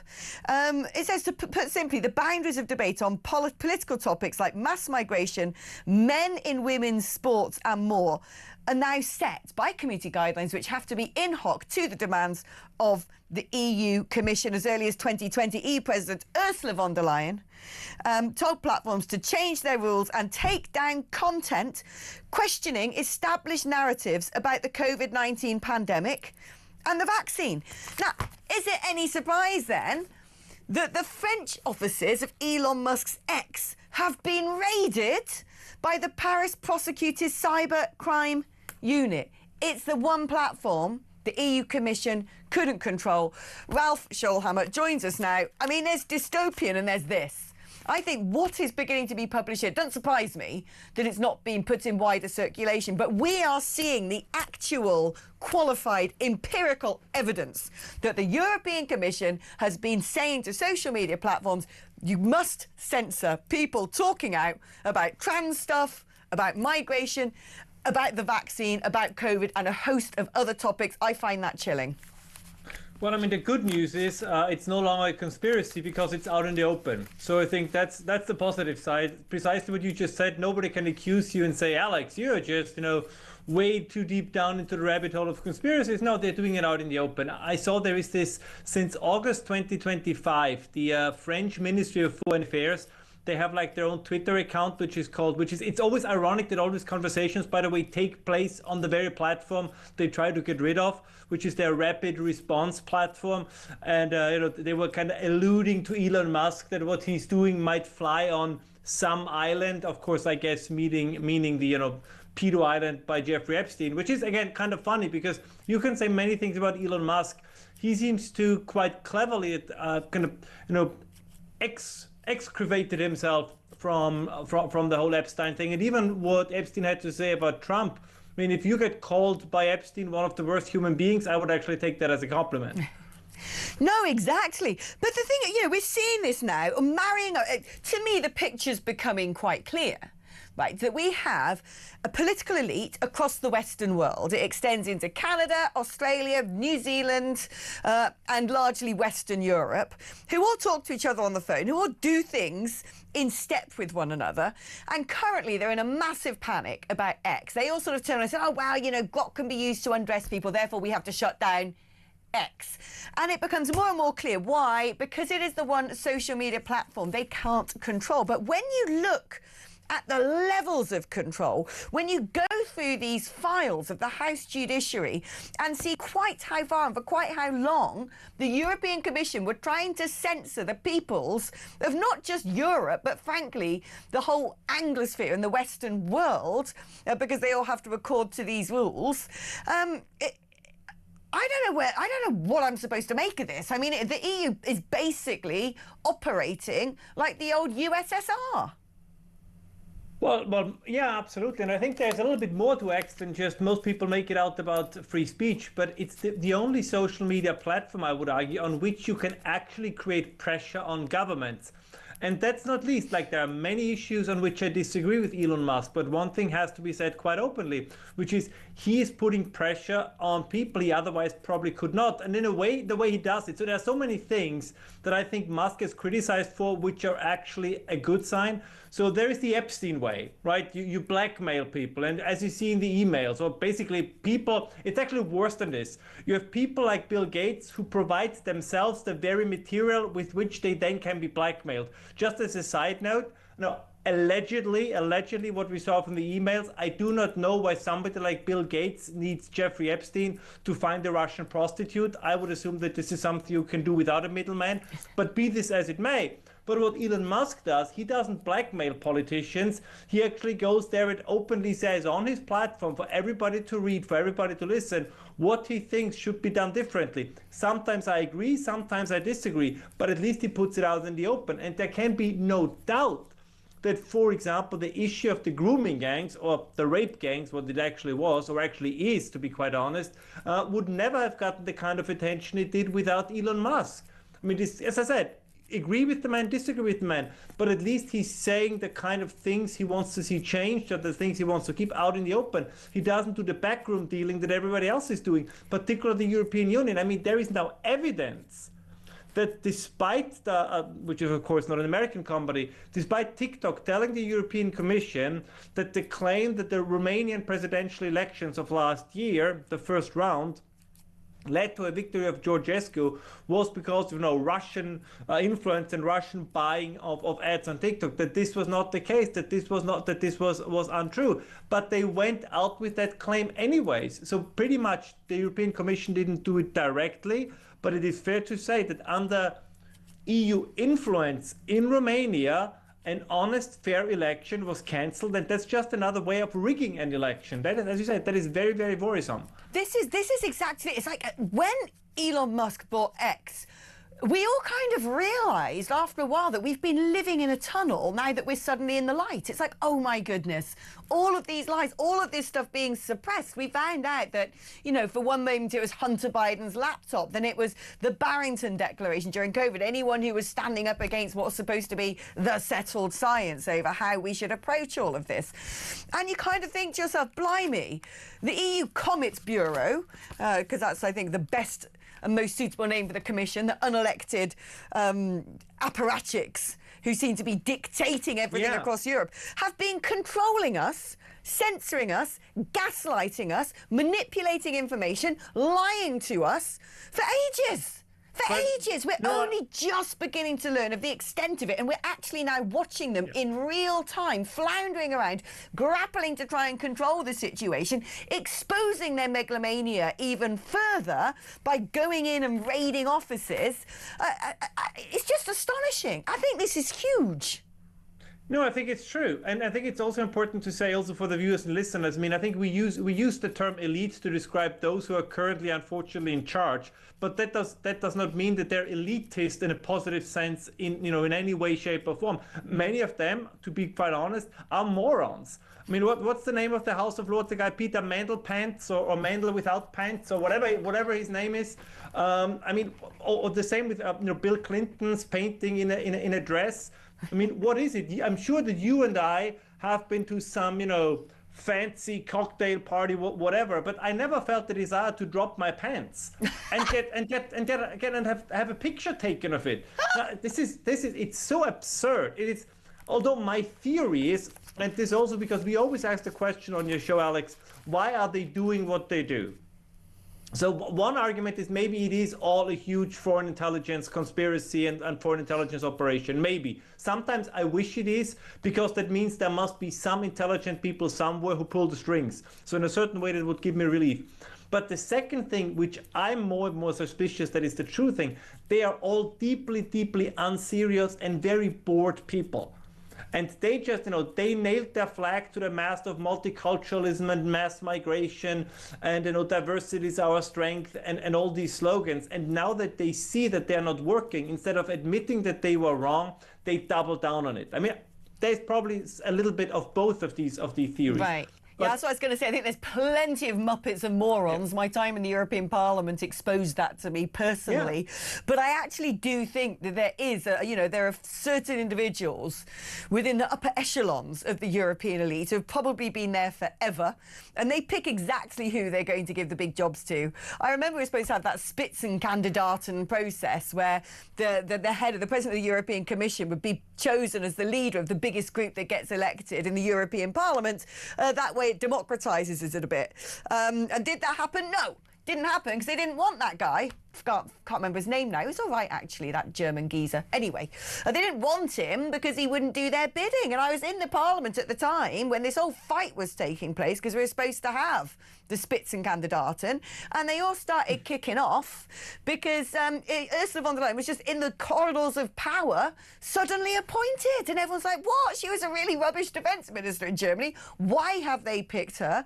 Then you find out she's got all these weird WhatsApp messages and her husband's involved in pharmaceuticals, and there were some strange things that took place during COVID, and we've never been able to find out what was in those WhatsApp messages. She's, people have begged her and tried to nag her to release them and disclose them publicly, but she refuses to do so. And so I do start to think that at the very top, particularly of the European Commission, which to this day remains unelected and yet proposes all the legislation, amends all the legislation, comes up with all the things that basically used to govern Europe. And it's important to tell the audience that there is greater difference between the states in America in terms of legislation as compared to federal America than there is between the EU member states. This is how powerful the unelected European Commission are.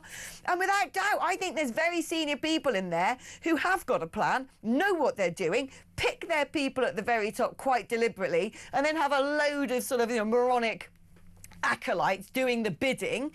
And this censorship thing is just the tip of the iceberg. No, I think that's true, but I believe that you're absolutely right. There are plenty of people who know what they're doing, but I think they could not really give you a concrete answer as to why they are doing it. And this is always the big question, right? The old agreement that I think many people like you and I, I'm sure many of you as well, believe in or try to believe in, is this idea that the main obligation of the government in whatever form is to serve to the well-being and to the benefit of its people. But that's no longer how they see themselves. And as I said, this is not just a European problem. I don't think that Ed Miliband and his NGO millionaire brother David Miliband, that they really care deeply about the British people. I'm sorry, I don't mean to slander the man, but I don't think he does. I think the same is true about Keir Starmer, and for whatever reason, it appears only to be Ukrainian male models who that they constantly firebomb Keir Starmer's cars. So what's going on there? Why is nobody asking that question? I know. Why is no one asking it? Because I wanted to ask that question, and I'm like, I don't know if I could ask that question. what happened to Fleet Street? I mean, if there's one thing you could rely usually in the British media was that if there is a sex scandal, that the British journalists would sniff it out. And they have an acting prime minister who is apparently in the crosshair of every male Ukrainian model on the planet. And nobody asked the question why. I'm just curious. I mean, I don't know if he contracted allegedly an STD like Bill Gates did. I know with his Russian proteins. I don't know what's going on. Ralph, you want to get me arrested, don't you?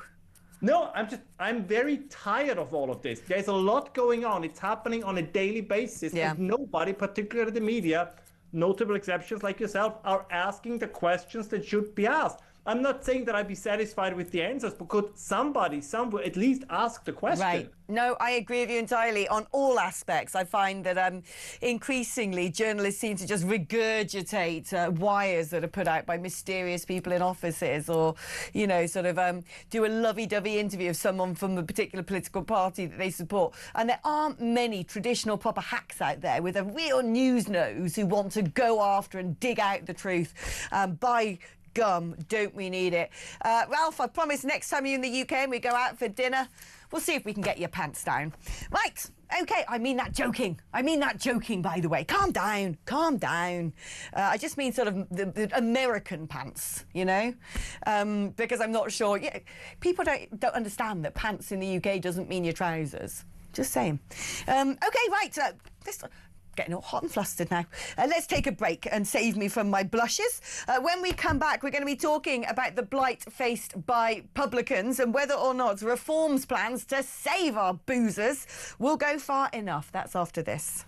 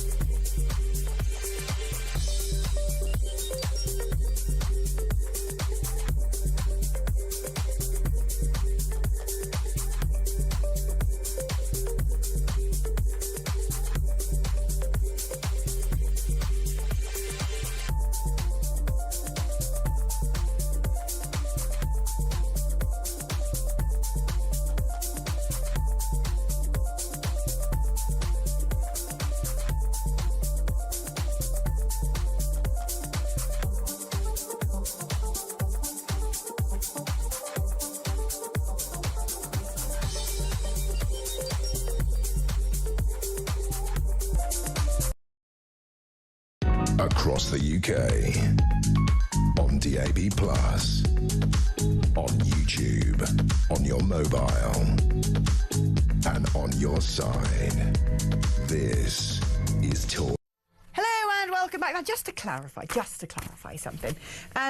We can't really talk much about people who have been arrested for the crimes committed involving properties connected to the Prime Minister. So we can't start banding about certain analysis because, well, we could end up prejudicing a court case. But it is interesting that before charges took place, there wasn't really any conversation about what could be going on here.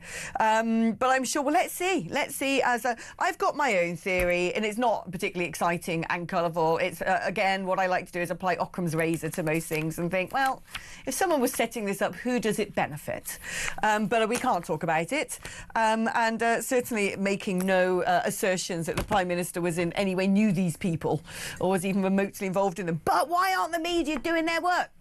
Why aren't Fleet Street digging around and finding stuff out for us? It's been a long time since I sort of came across a tasty exclusive from someone.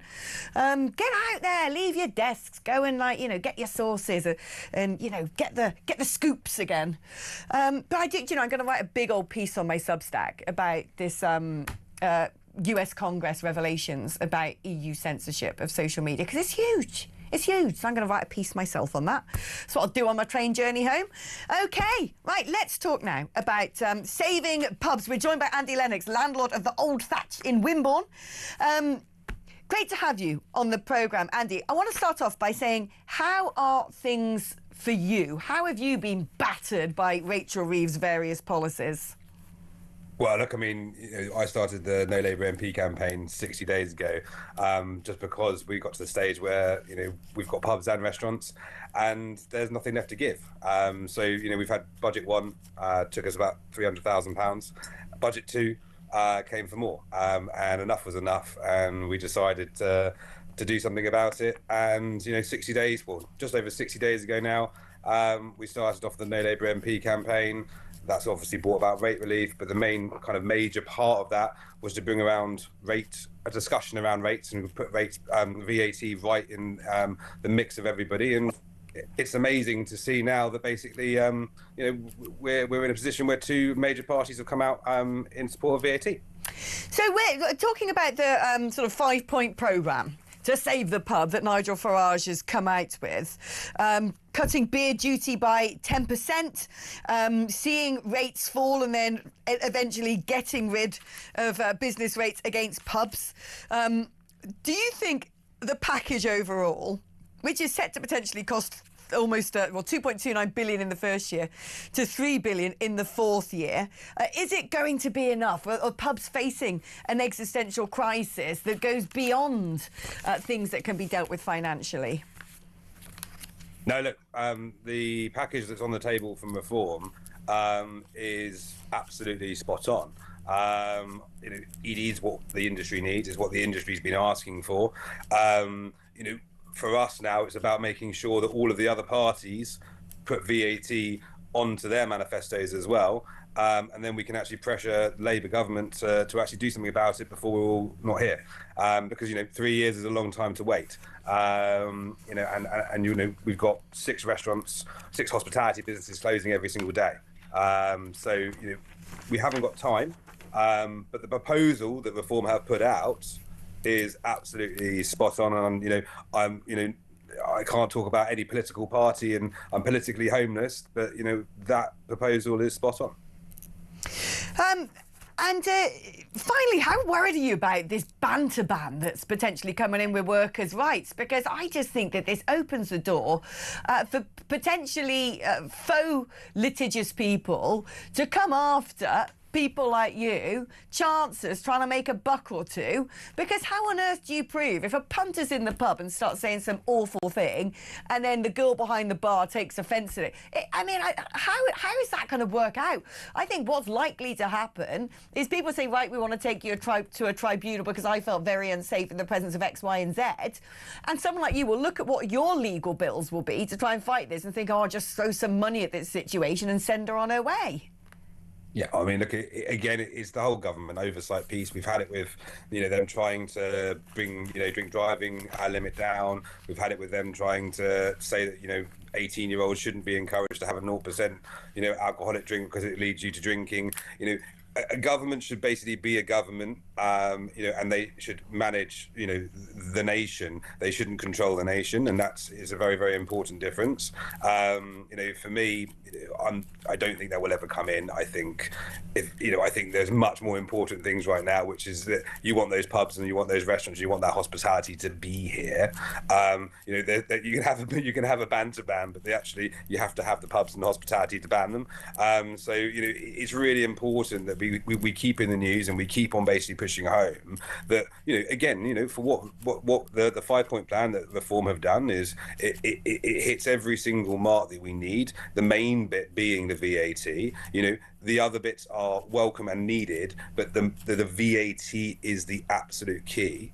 Now we have Liberal Democrats who have come out with a 15%, so they were 5% cut, and they're looking to bring that down. You've got the Conservatives now looking at VAT as well. So VAT is firmly on the agenda, and we need to make sure that it remains on the agenda because it is the most important thing that will save our industry. And you know what? I'll fight every single banter ban, anything like that, if I got VAT to be able to fight it with. It's a really important thing that everybody understands that is what we need, that being in line with Europe most European VAT rates are 5, 9, 10%. We're 20. We've got to bring that VAT rate now. And one of the key things that I wanted to do, 2 months ago, was to put VAT on the table. VAT is now firmly on the table.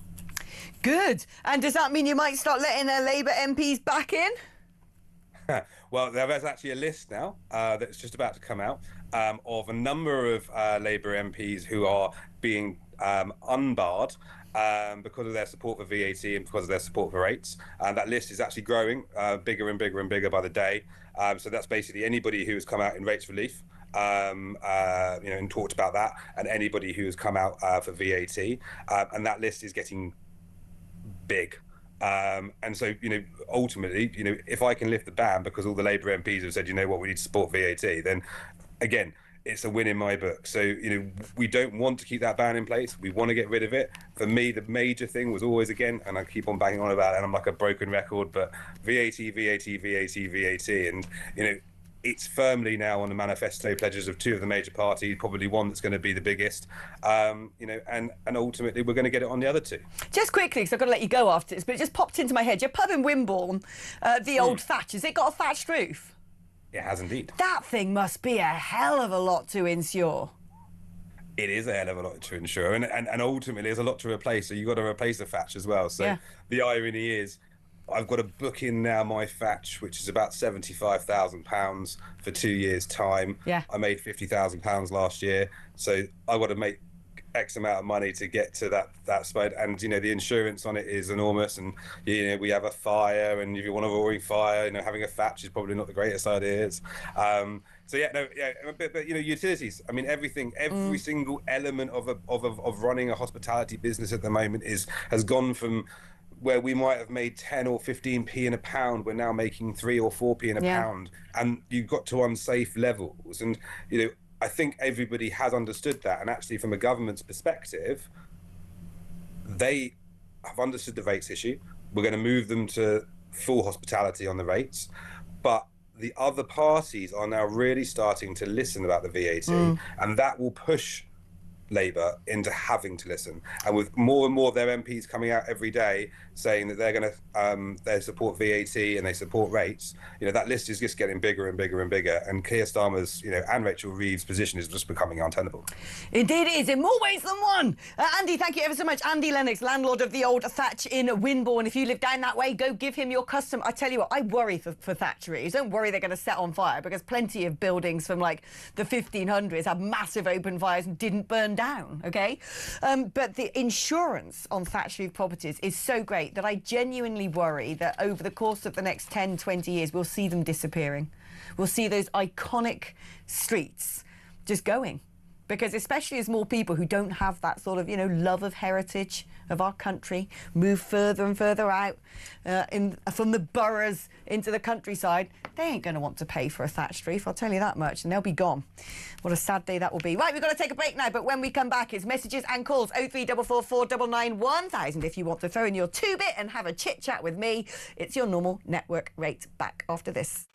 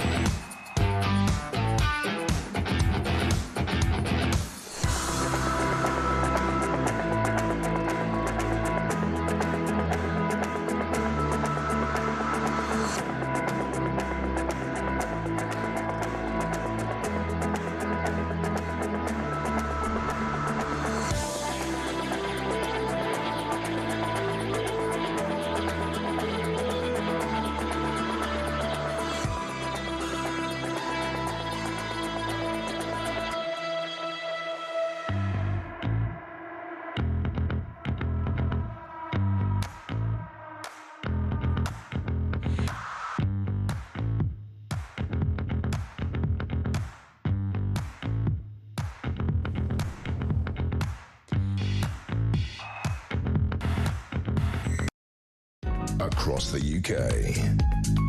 On DAB+. On YouTube. On your mobile. And on your side. This is Talk. Oh, we've been having too much fun. I've barely got any time in this segment, so let's just rattle through some messages, shall we?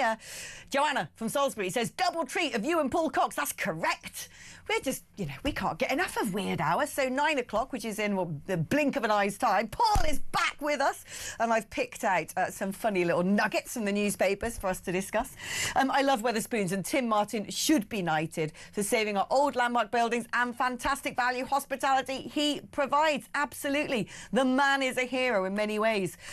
Clint has let me know he's been called Tarzan for 30 years. I was once told I looked like Tarzan while I was taking a shower. I think it was because I was trending a hairy chest at the time, which begs me to ask you, Clint, do you wax now? Did it fall out? I mean, I don't know. Alex, another great contribution from Ralph, says John. We do love Ralph Schulhammer. He's brilliant. Says a lot of stuff, doesn't he? Ralph. That's the Austrians for you. No filter. The Dutch are worse, though. They really have no filter. I love them for it.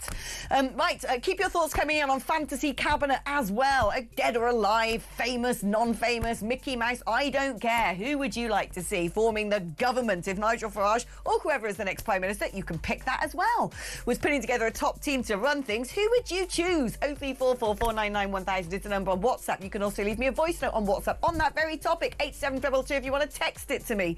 Write the word talk before you message, and it's all your normal rates, etc. Taking a short break now, but three-fingered gin, Paul Cox is waiting in the wings.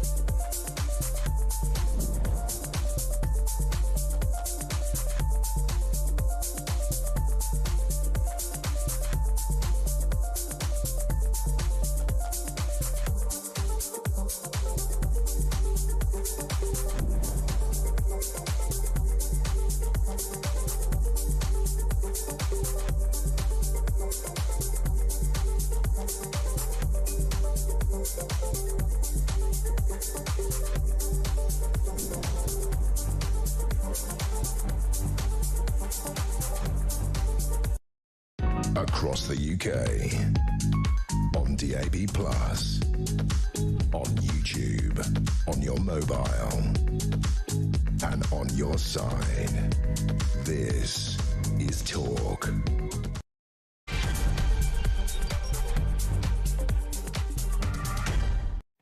Here we go. There's some music. We're going to enjoy a bit of that because it's time for Weird Hour. That's right. It's just kind of happened organically, mainly because we invite weirdos onto the show, and then you know what happens? What do you think's going to happen? If you get weirdos on, it's going to get weird. So we just keep inviting the weirdos because we love them.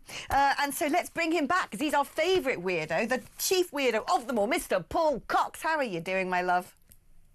Hello, Alex.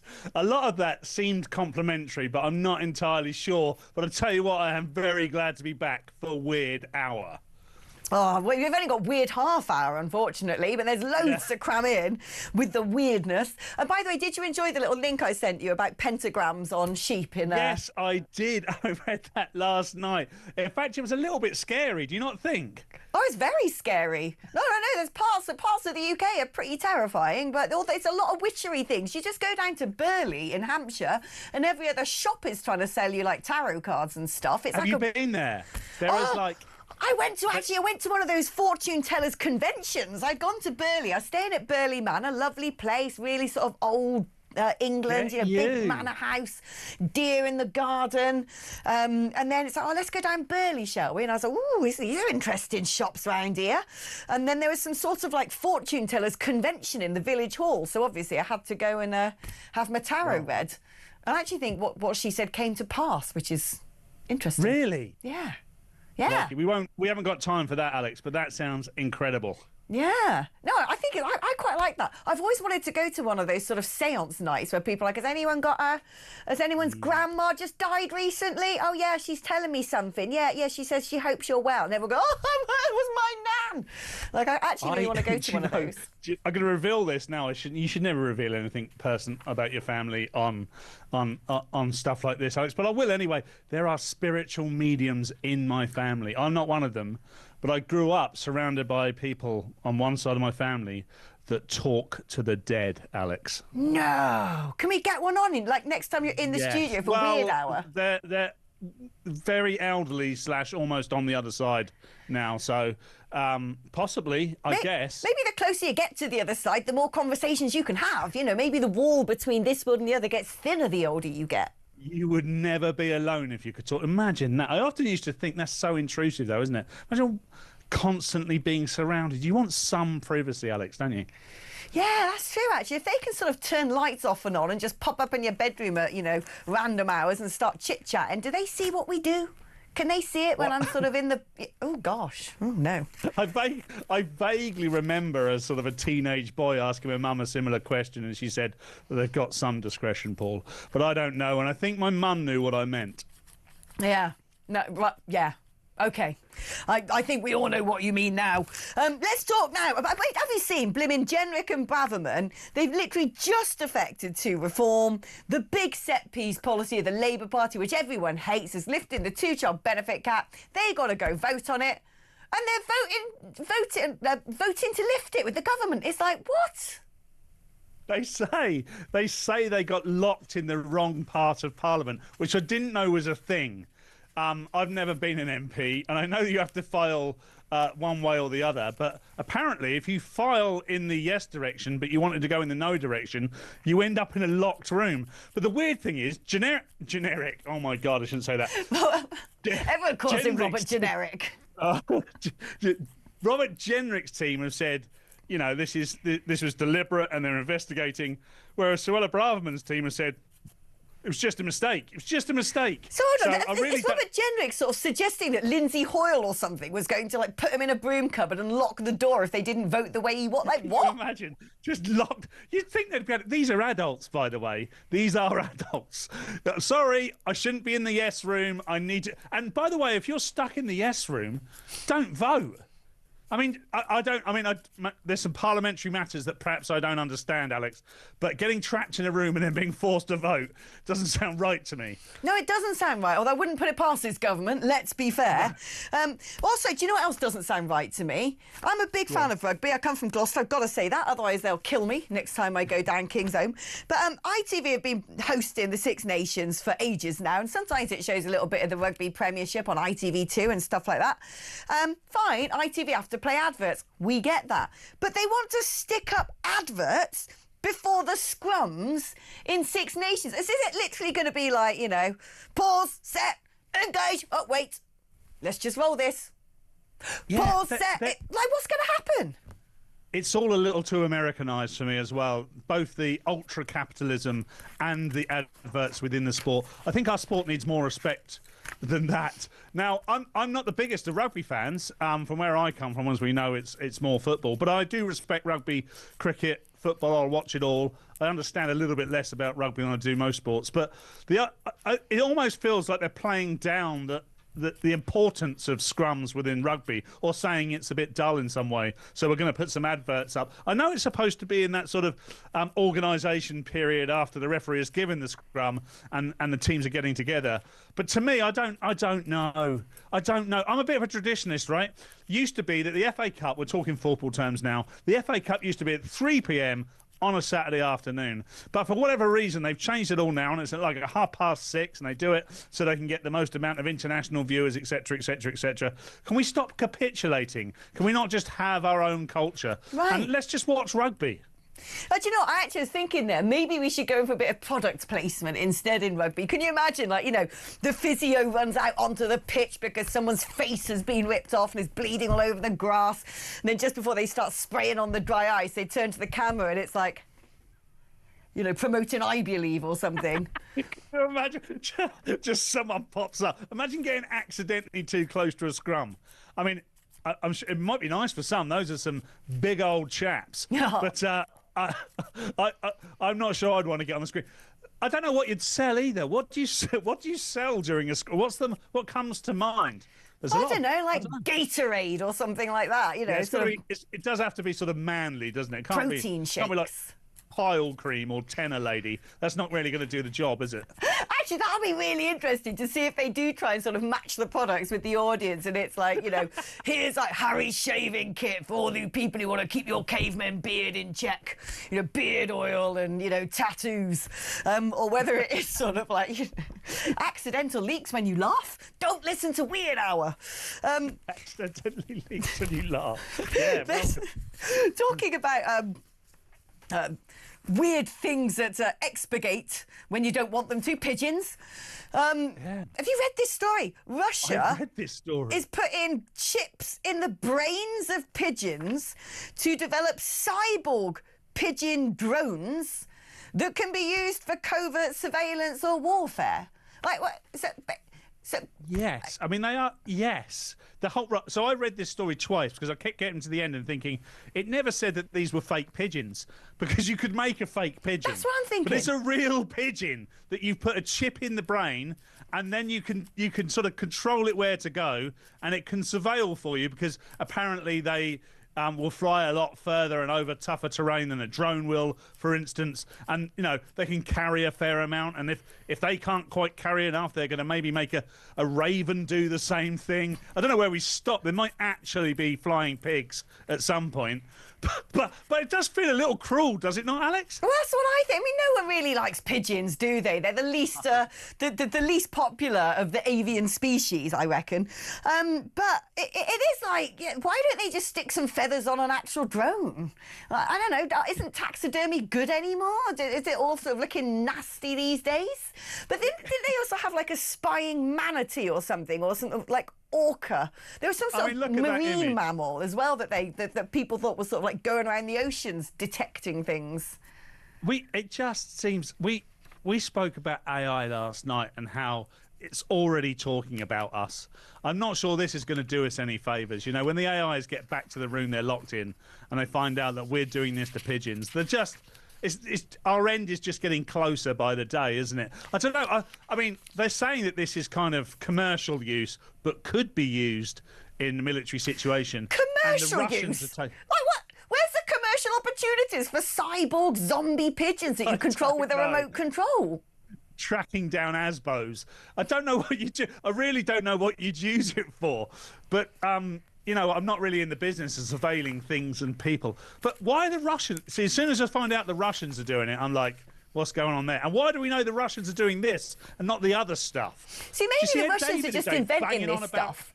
So they're not really doing it, but they just want everybody in London, every time they go to Trafalgar Square, to be like, whoa, some of those cyborgs. I mean, actually, it's got me thinking about that Larry the cat in Downing Street. I love that cat. I love a celebrity cat. I love all cats. I don't think I've ever met a cat. His own Twitter account. That I didn't love. I know. He's not. I don't think Larry the cat is particularly right-wing on Twitter, as far as I can tell. But imagine that cat's been around a while, right? It came in. Was it David Cameron who brought that cat in or something? And even then, they got him from down Battersea. You know, he'd done a few laps of the circuit when he got invited to go live with the PM. What if Larry the cat is actually a cyborg and he actually goes around the sort of corridors of power, around Downing Street, and his little eyes are sort of cameras, and he's recording all this stuff and sending it back to the Kremlin? I don't want to sound like a silly Billy, which I know is unusual for me, but that cannot be the same Larry that David Cameron brought in, can it? This is what I'm saying. And actually, that Larry goes after the pigeons. You know, you see him outside. He loves a good old hunt. Point. So maybe, you know, he's like the Chinese cyborg and he's trying to take out the zombie Russian pigeons. And he picks a fight with that Palmerston, who's the other sort of celebrity political cat up the road. This is such a good point. I think this might be a distraction, though. I think there's other stuff going on in the world, and they've just said, look, there are plenty of Wallies in Britain at the moment. Why don't we tell them about the cyborg pigeons? We'll get Alex to talk about Infinite Larry, who seems to live forever. That'll distract them for a bit, and we'll just get on with all the Machiavellian stuff that we need to get done. Oh, Infinite Larry. I'll feel absolutely gutted if I wake up tomorrow and read headlines that someone's happened. You know, when anything happens to that cat, it'll be sort of have like a national montage. I don't know if they still do it in newsrooms, but back in the day when I worked in sort of, you know, ITV and the BBC, and that was when things used to be recorded on tapes. Which went on till quite recently. They usually have these discussions about writing obituaries because you've got to have your obits ready in case someone dies. You can't just sit there and snap your fingers. You know, something happens and it's like, oh, you know, press go on the film. Oh, we don't have it. It's not been made. And so during quiet periods in the newsroom, traditionally people go to the archives, get out the old cassettes, sit there, cut together some footage, start making a little package, voicing it up.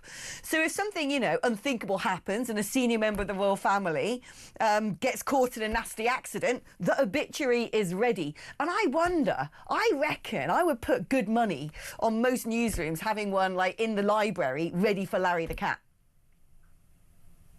They're probably, by the way, this isn't just Weird Hour, this is Educational Hour. That was a lovely little documentary from you there, Alex Phillips. I mean, I didn't realise that they're not still working in tape now, are they? I guess they are. I guess they haven't transitioned everything to digital. But there has to be some Larry the Cat footage available for when he, hopefully not too soon, passes on to the next round. If in about 10 years' time we're still having this conversation about Larry the cat, then we know that he's actually just a Borg. I think we'll have been proven right at that point. But no, they must still make the obits. In fact, it's a dark game I still play with my friends. It's a sort of journalist game that you sort of gets to New Year's Eve and it's like, right, who would you put on the obits list? And it is still a dark game that I play with certain choice friends, which we're not going to play on air because under every single circumstance, I'm pretty sure Compliance Claire would say, no, Alex, you're not doing that one. And of all the pairings to do that, Claire would not want it to be Weird Hour, Paul and Alex.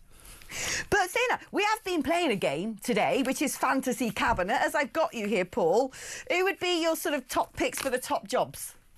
And can these people be? Do they have to be all politicians? No, it's Fantasy Cabinet. No, so it's Weird Hour. Absolutely brilliant. You've got to have like Christopher Biggins in there somewhere then, just pantomiming it up and just keeping everybody entertained. Absolutely. But obviously, I'd want to put, I don't know, who would you want to put as Prime Minister? And you give away your political game a little bit here if you say exactly who you want in there. I'll tell you who I don't want in there. Any of the current cabinet and anyone they think might be able to replace them, and then anyone who might be able to replace them and can replace them and can replace them. None of them from the Labour Party, none of them from Greens at all. I might be giving away a little bit about my politics here. Not that anyone does. Well, I think you give it away by appearing on this channel, quite frankly. I don't think anyone thinks you're a socialist anymore. But well, exactly. But yeah, maybe we do you know I'd love to stick, if I had a choice, I'd absolutely love to put Rupert Lowe and Nigel Farage in the same cabinet. I would. Yeah. No, they need to sort that stuff out. I mean, I actually had, you know, the ghost of Margaret Thatcher coming back to run the country, but I don't know. Bit of Thatch. I mean, can you get your grandma to have a word with her, please? Ask if she's up for it. But otherwise, if not, in fact, what we could do, this is an idea. Let's get the ghost of Margaret Thatcher within the living anime of Infinite Larry. Can you imagine? Infinite Thatcher.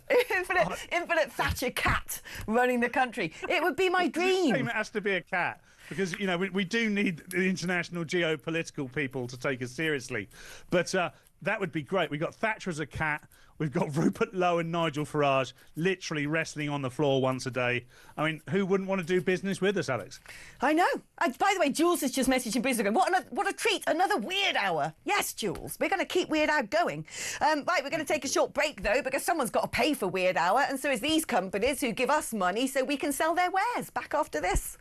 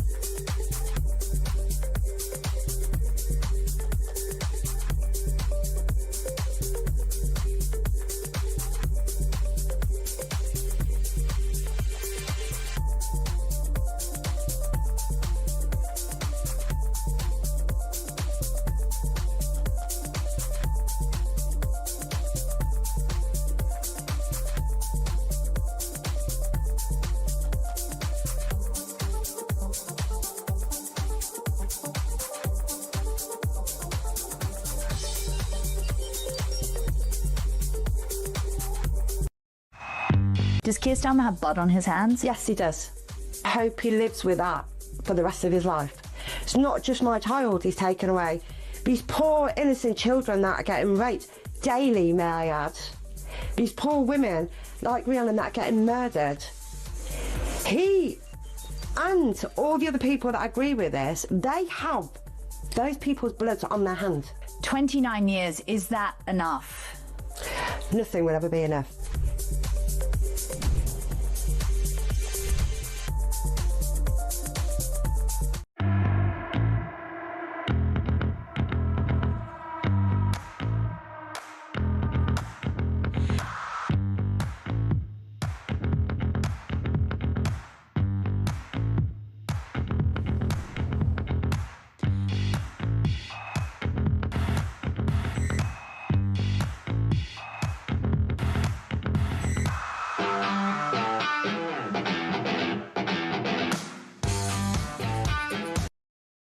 Across the UK, on DAB+, on YouTube, on your mobile, and on your side. This is Talk. Right, welcome back to Weird Hour. And bring back in Paul Cox. Paul, by the way, I've got something to tell you, because I bet you're feeling like you're missing out because you're not here during the advert breaks, which is when the best stuff happens. Yeah, what is happening, Alex? Please tell me what's happening. What is happening is old Dean there says that he used to be the obits guy at Sky Sports News. He used to actually have to be the one making the obituaries for, like, big names in the world of sport. No, but Dean did. Dean did, yeah. The old hooded claw in there. The old sort of dark omen of death. And Sam is literally... Tech Op Sam has just been in the computer systems and is reading out our obits list that we make inside Talk. So obits lists are still going strong. Wow. That's incredible. I just can't imagine Dean doing that. He's got such a sort of smiley disposition as well. Well, sometimes he does. Actually, the only time I've ever seen Dean not laughing is when he was passed out on Samara's toilet floor last week. That wipes the smile off his face, I'll tell you that much. Okay. I don't know what that's about. Talking about that, it's clearly because Dean doesn't like Netflix. Segue! Because he was out in the pubs. The Welsh First Minister said that pubs are closing. This is the lamest spin if ever I heard one. the pubs are being forced to close because of Netflix. It's like, you do know that televisions have been around for an awfully long time and that people didn't go to the pub, you know, during the first moon landing. This idea that, oh, well, it's Netflix is why people aren't going to the boozer anymore. It's for the birds. It's for the Russian pigeon Borgs. Yeah, isn't it just? Look, you're absolutely right. And by the way, you can watch Netflix whenever you want, which is very different to traditional TV. We used to have to look, if you wanted to watch Corrie or EastEnders or something like that, you'd have to get home for 7:30 or 8 o'clock or whatever. It's not true with Netflix. And poor old Netflix, by the way, seems to get the blame for everything. Doesn't he remember when they used to say, well, if you want a mortgage and you're 24, all you need to do is stop paying for Netflix and have one less latte a month, you can get yourself a semi-detached. That was a load of nonsense too, obviously. But, Labour's just seems so detached from reality. The reason we aren't going to the pubs anymore is because they made it incredibly difficult for us to go. Drink went up. We made it seem taboo. The idea, you know, when we were growing up, Alex, going to the pub was a big event, really fun thing to do. In fact, it still is now. I don't go often enough because I'm often working at this time of day. But it was so much fun to go to the pub on an evening, and maybe a sneaky little one on a Wednesday night or something like that. But not anymore. We've just discouraged it, and obviously Labour are tanking the pubs, completely tanking the pubs. I've no idea what their plan is for the pubs now, but it's not Netflix's fault, Alex. Oh, they're just going to sort of move us towards all having to be teetotals. They're going to ban fun, ban alcohol, and soon enough we'll all be wearing burqas.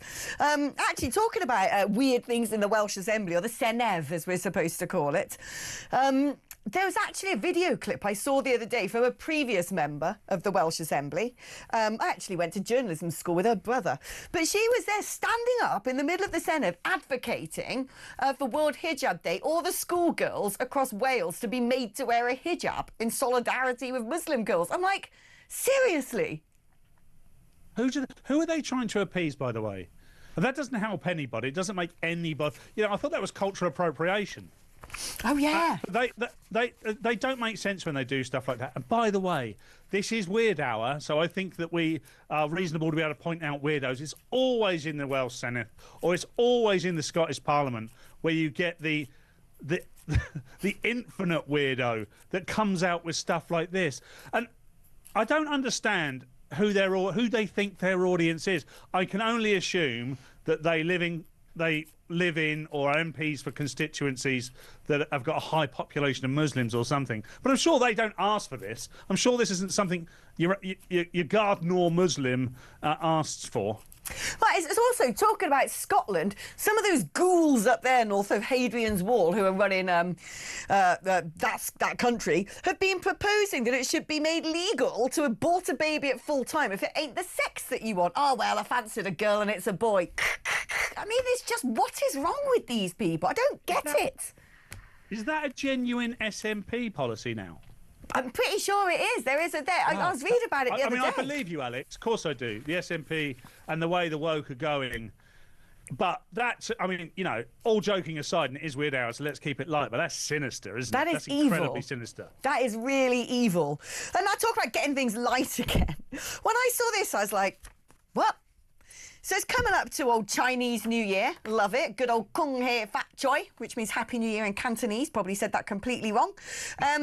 But I do love a bit of Chinese horoscopes and Chinese New Year's and stuff. It's I don't know. I actually think that the Chinese horoscopes are a lot more sophisticated than our boring old zodiac. It sort of goes really into detail of, you know, what your particular animal it is, and if it's a water one, a fire one, a steel one. But anyway, this year, on all the different sort of posters and all the merch and stuff, is the face of Draco Malfoy. Did you know that? I did, and I think it's because we're going to the year of the horse, aren't we? From the year of the snake, by the way. And what a cool year, the year of the snake. But they're going to the year of the horse, and apparently Malfoy, the way it's broken down and when it's translated into Chinese, means horse fortune. So it's something. Again, they do make it sound so cool, don't they? We don't have anything like that, do we? We don't have anything like that. We have Mystic Meg.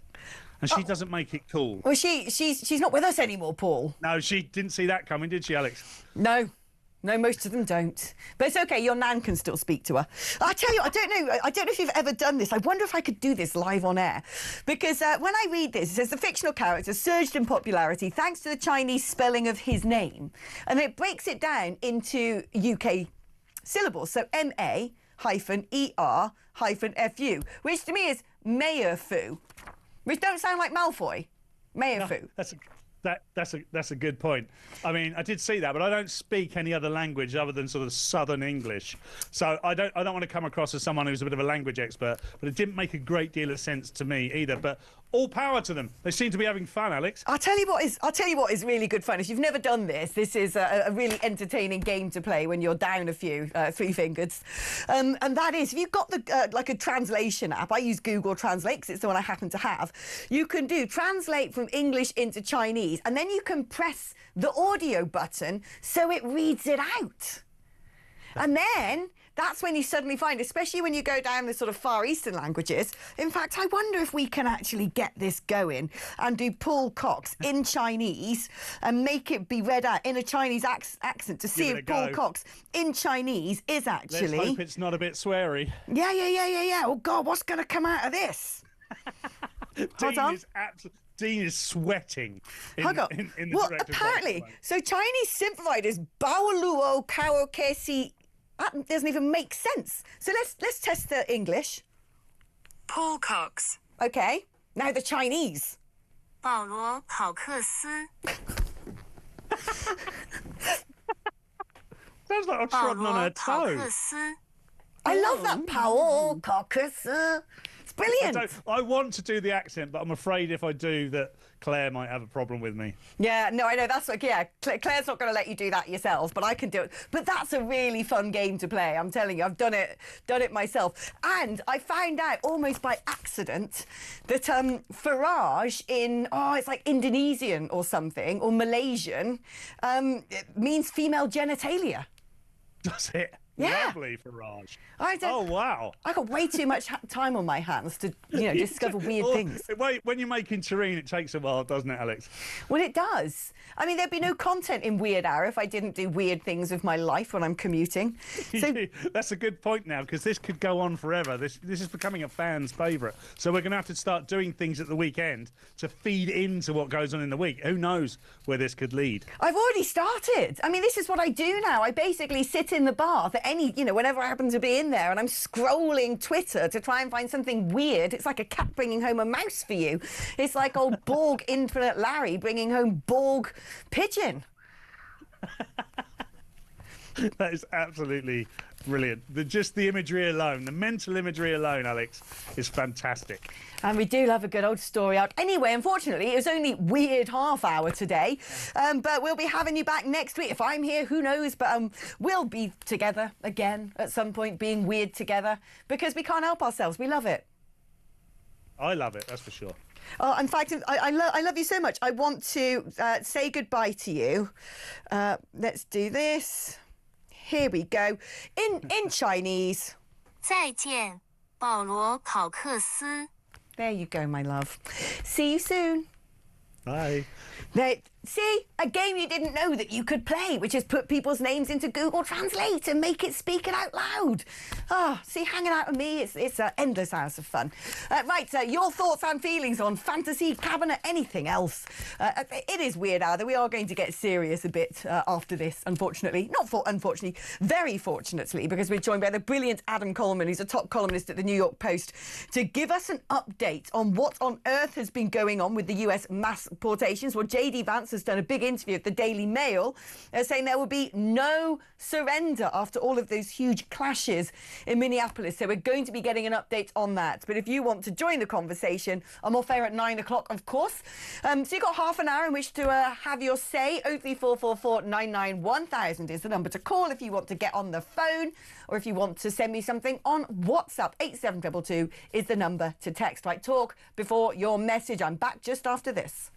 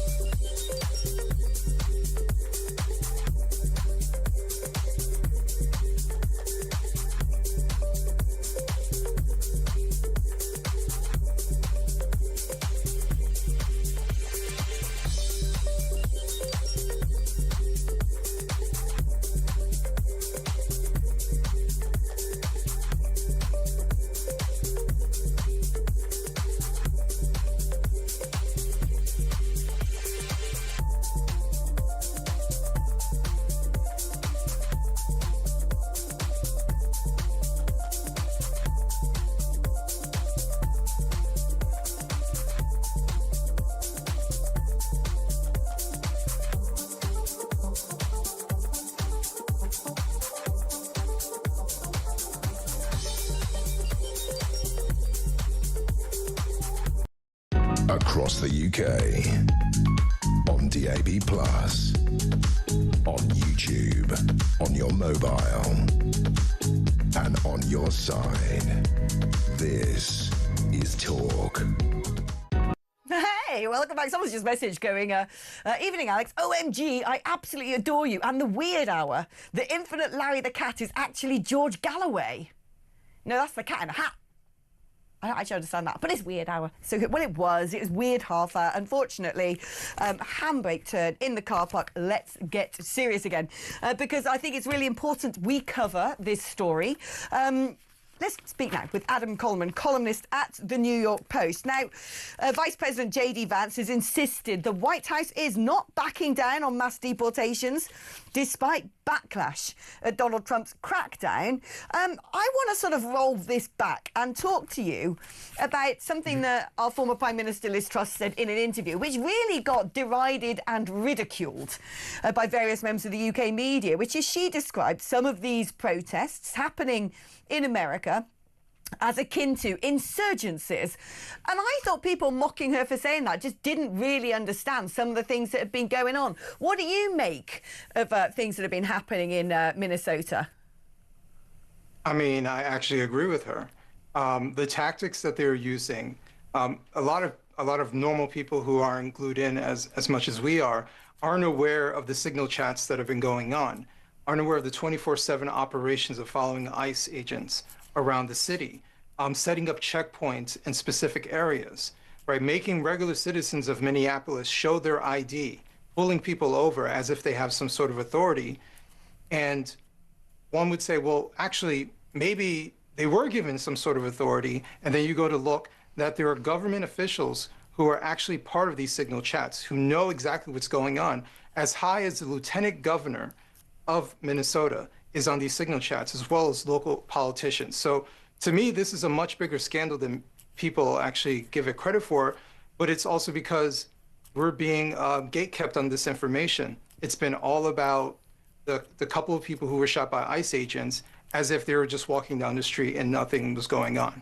But I've seen some really respected senior journalists in the UK wade into this, jumping to the defence of Alex Pretty, who, look, it was awful that someone who works as an ICU nurse, doesn't matter if he works as a binman, quite frankly, has lost his life. And I think it's a deeply tragic incident. But at the same time, I haven't seen some of these journalists actually saying the man was packing heat go into a protest. The man was part of these signal chats. The man was part of a coordinated group of people who, you know, frankly, had every intent, thinking they could probably get away with, you know, pushing ICE as far as they can. This is law enforcement at the end of the day. And in America, law enforcement carries weapons. They don't in the United Kingdom.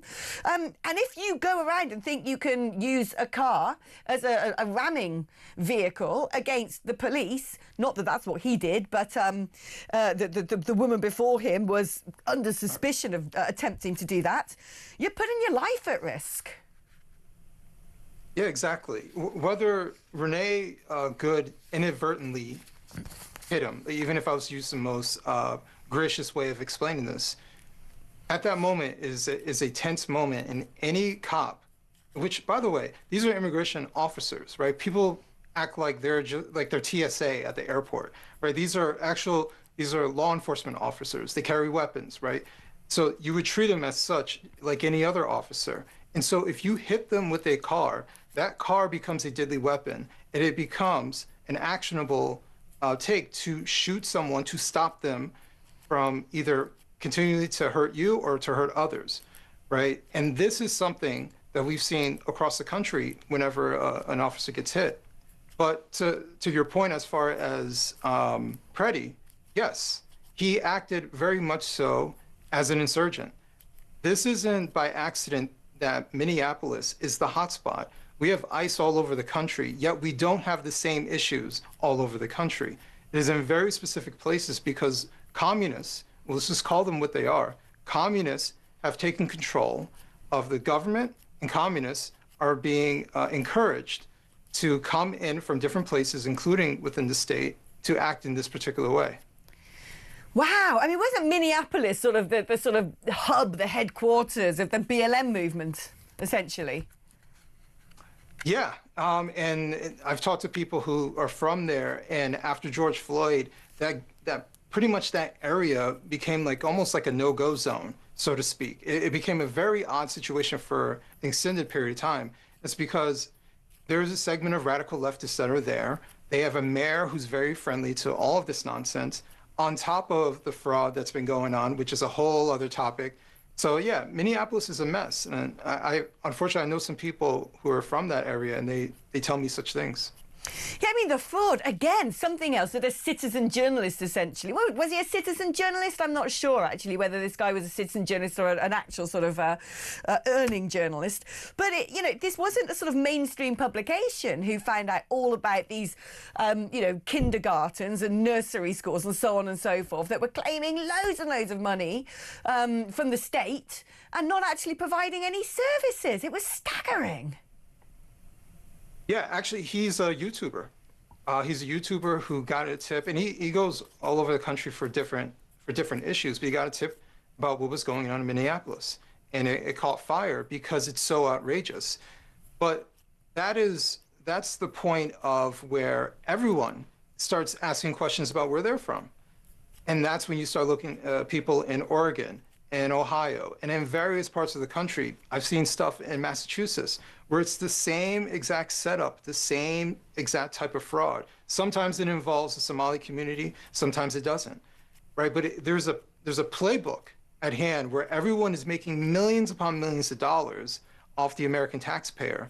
And I think Elon Musk was right when he set up Doge, that much of the money that the federal government gives out is fraudulent. Yeah, no, I've been saying this for a long time. If someone did a sort of fraud audit of certain metropolitan authorities in the United Kingdom, I am sure we would find things that are equally as horrifying. What is going to happen in Minneapolis and Minnesota now? Because it seems to me that Trump is pulling 700 federal agents out of Minnesota. Is this because essentially it is a powder keg because of all of these sort of coordinated insurgencies? I think it depends on who you ask. J.D. Vance says part of the reason why they're pulling out, well, is also in response to why they had so many there in the first place. And it's because they had agents covering other agents so they can conduct operations. So they're essentially starting their own police force so they can carry out immigration operations. They have started, according to J.D. Vance, getting some support from state and local police departments so they can conduct their enforcement, but none of this actually had to happen. And that's, I think, the entire point of this. Let's say J.D. Vance is telling the truth. That tells me that this was purposeful. They didn't want to, and all the rhetoric was there, they didn't want to help immigration enforcement.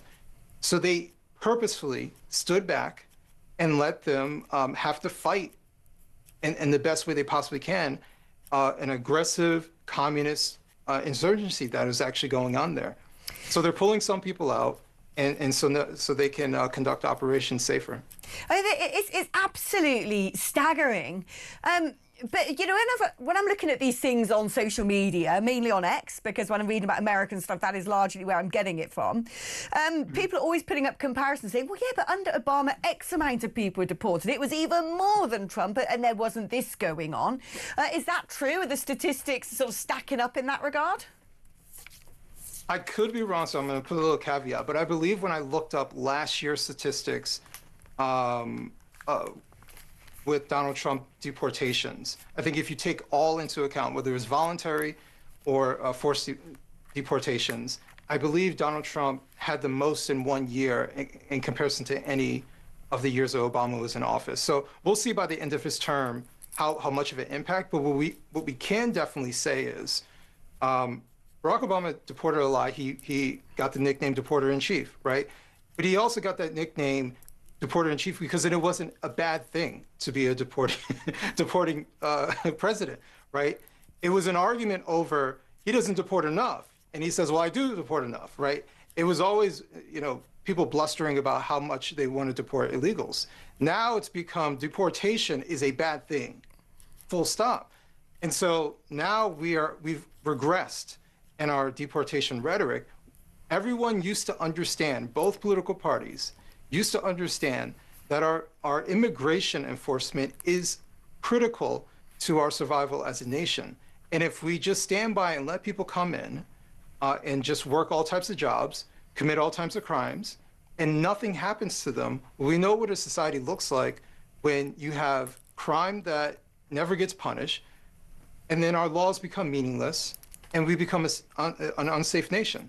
So I think they should keep moving forward with this, but so far, I like what Donald Trump has been doing. Yeah, no, absolutely. We want some of that over here. But there's another sort of thread to all of this that seems to be going on, which is, getting more and more radical in terms of heading towards lawlessness, crimes going unpunished, things like deportation suddenly becoming unconscionable.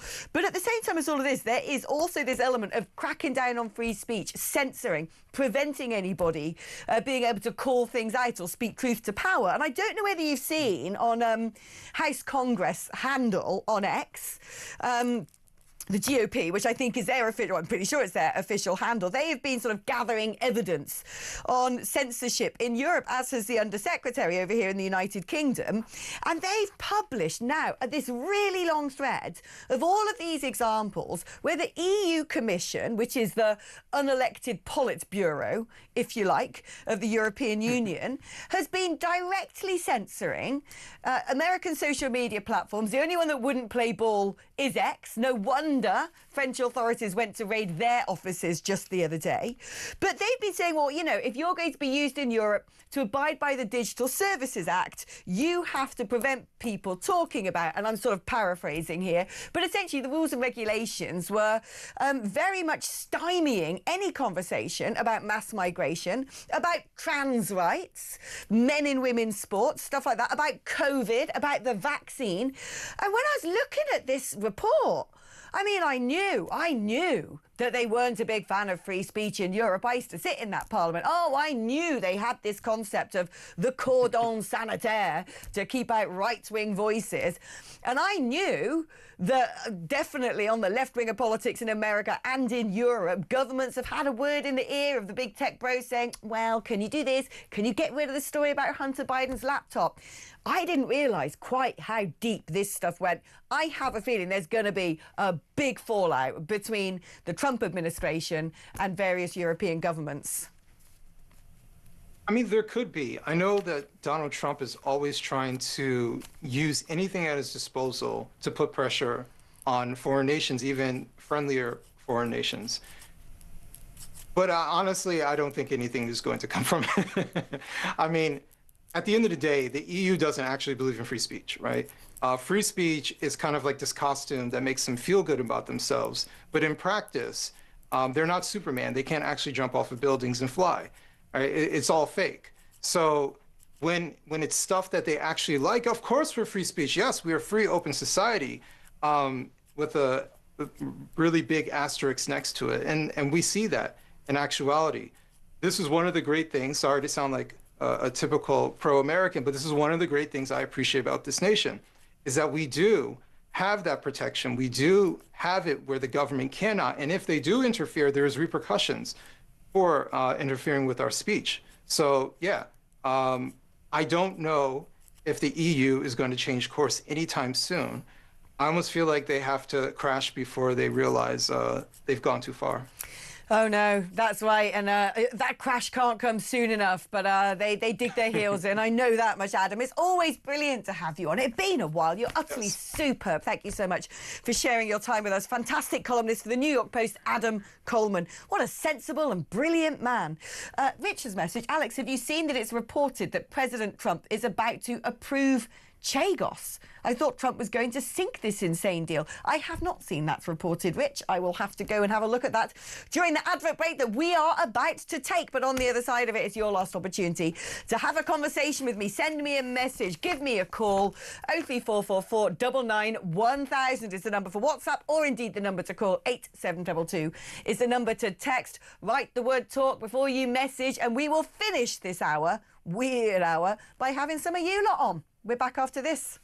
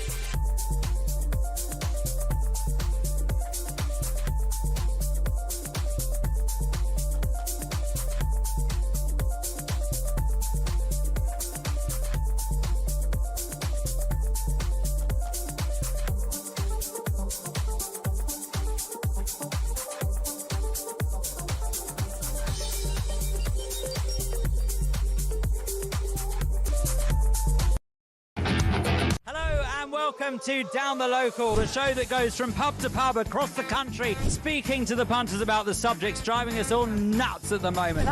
Rachel Reeves, Rachel Thieves, Rachel McCown. I don't really know Meghan Markle. I know Meghan Markle's from Suits. That's about it. I don't know about anyone else, and I don't know where this is going. I have 0% beard, and I feel Raising the flag, I think, is symptomatic of this desperation. Is public transport good value for money?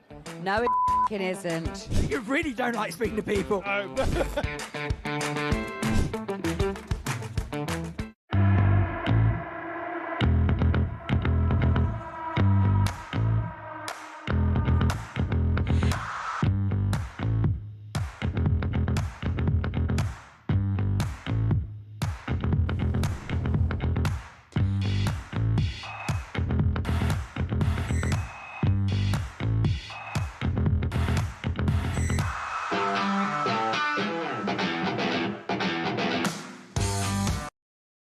Across the UK, on DAB+, on YouTube, on your mobile, and on your side. This is Talk. All right, you lot. OK, it's your turn to carry some of the load. It's getting a bit late in the day. So let's see who's been on the three-fingered gins. First up, Paul in Leicester. How are you doing, Paul? Hello, Alex. Good to speak to you. Right, the NAS there, sleaze-ridden party. Bit like the Tories in the 90s, but they had 18 years to get some successful policies through, but sleaze brought them down. You got the Labour government bookended by Lord Alley and Mandelsson, whatever you want to call it, sleaze, with a big feeling of getting everything wrong all of the time. No, look, I agree with you. And it's staggering, the amount that they've managed to do so badly and the amount of scandals there have already been in just over a year and a half. It's basically just over a year, really, isn't it? It's astonishing to me. And these things can't just be accidents every time. Starmer's got this habit of going, well, we'll have to run an independent inquiry. No one told me. I didn't know it happened. And it's like either you're the most useless Prime Minister in living history that don't know what your senior figures are doing, or you know and you don't mind brazenly lying about it. But don't you agree? I've used the terminology before in Ian's programme and all that. You probably heard a bit. No mirrors in his house. No mirrors in his house. Meaning sometimes you have to take a look at yourself. And envision the little face mirror when we moved into Downing Street. They never had one. I think now we need, like a mirrored tiles, a bit like you used to have in the Fame studio. It needs a whole wall of it, and then you might look at it thinking, it just might be me. It just might be me that's a problem. And that's the thing. I know. It's a very confusing world we live in, but thank goodness we've got things like X where we can actually share thoughts and information, because you sort of begin to think, actually, before Elon Musk bought X, quite how much were we living in the dark? Were we just not being told things but went along with it because we just trusted all these people in authority? We trusted the vendors of news to be giving us the accurate truth. And perhaps we've been lied to about a lot of things. That's where I'm at right now. Paul, thank you ever so much. Let's have a quick chat now with Matt, who's in Cheshire. Hi there, Matt. Hi, good evening, Alex. Can I just say quickly, it was COVID as well that brought us into the light and red-pilled everybody, not just You're right. Yeah. Oh, COVID was like, when the sort of, the scales began to fall away from the eyes on COVID, it was like, whoa, we have really been sort of had a lot of stuff hidden from us, and how far we were manipulated. When I look now, because look, I'll put my hand, people are sort of Puritans out there, right? When it comes to archaeology of opinions that people once had. And there's the odd person who turns around and goes, Alex Phillips loved COVID. She loved lockdown. She wanted schools to be shut and kids to have vaccines, which is categorically untrue. But I did start off, like most people, at the very beginnings of the outbreak of the pandemic, going, why on earth are we still letting flights land from China? And I actually thought at the outbreak of the pandemic, when we were the first country to not just have an approved vaccine created by AstraZeneca, but be bought enough that we'd be able to vaccinate everybody, that was quite a governmental feat. I thought that was something that Britain should be awfully proud of. But you know, now, and I was never for kids being vaccinated. I was never for vaccine passports. And after about the first couple of months of COVID, I wasn't for any of it at all, because I realised I had the blimmin' thing, recovered from it and wanted to go back out and get on with the world. And actually, FYI, I was the first journalist to tell the world, that not being able to taste and smell was the most important symptom of COVID, when they were still banging on that you had to have a long hacking cough. So I did do my research and my due diligence. But when I look back at some of the stuff now, where the most mad part to me was, when you go into a pub, you've got to go through this door, exit by that door, and walk around following these arrows. What? Yeah, it was. I watched some of the debate today, Alex, and hopefully today will be the first day of the rest of our lives where the last 30 years unravels in front of us. It was a joy to behold to see the left of the Labour Party and senior Conservative grandees united in dancing on Starmer's grave. And I literally have never wanted anybody to be destroyed as much as I have Keir Starmer, because he's the biggest, most hollow, sycophantic, malleable husk of a... He's a charlatan. He's everything anyone could ever imagine. So, I like the idea of there being a malleable husk, which by and large, if I was going to be a grammar pedant, a husk largely is not that malleable. But I know what you mean. He is a husk. He's a sort of vacuous, dead behind the eyes individual. And I'm beginning to increasingly think that he ain't the one running things, that he's got his overlords. But that's a whole conversation for another day, Matt. It's been wonderful speaking to you again, my dear. Let's quickly now squeeze in John. He's in North Yorkshire. Hi, John. Hello, how are you? I'm very well. How are you? Yeah, not too bad, considering, certain problems you get when you get older, I wouldn't know. I am the picture of youth. Can you not tell? Yeah. This fantasy cabinet of yours, right? I think we should just hire Trump for the Home Secretary. I think he'd clear a few migrants out. Actually, there are some people who say if the election is in 2029 and not sooner, Donald Trump would no longer be President of the United States. His mum, of course, was born in Scotland, and so perhaps he could qualify and just come and be Prime Minister. Well, probably that's true, that. And failing that, you could ask Clint Eastwood if he's still around, couldn't you? I love the idea of Clint. I love a bit of Clint Eastwood. Clint Eastwood's the best. I love the idea. I don't know what he'd do apart from just look absolutely cool and make a really good party political broadcast. He could make our day, I bet. Oh, my gosh. Seriously, my assistant producer is either having me on or he's a zygote because he's just said, who's Clint Eastwood? I don't know whether he's being serious then or not. Dear mate, where's he been living for that 90 years? There you go, John. You're one age of the age spectrum, and young Matt there is quite the other if he doesn't know who Clint Eastwood is. Anyway, thank you ever so much for your call, John. Go on to have a very pleasant evening and a good night's sleep, because we're getting towards that moment. Let's read a couple of your messages now.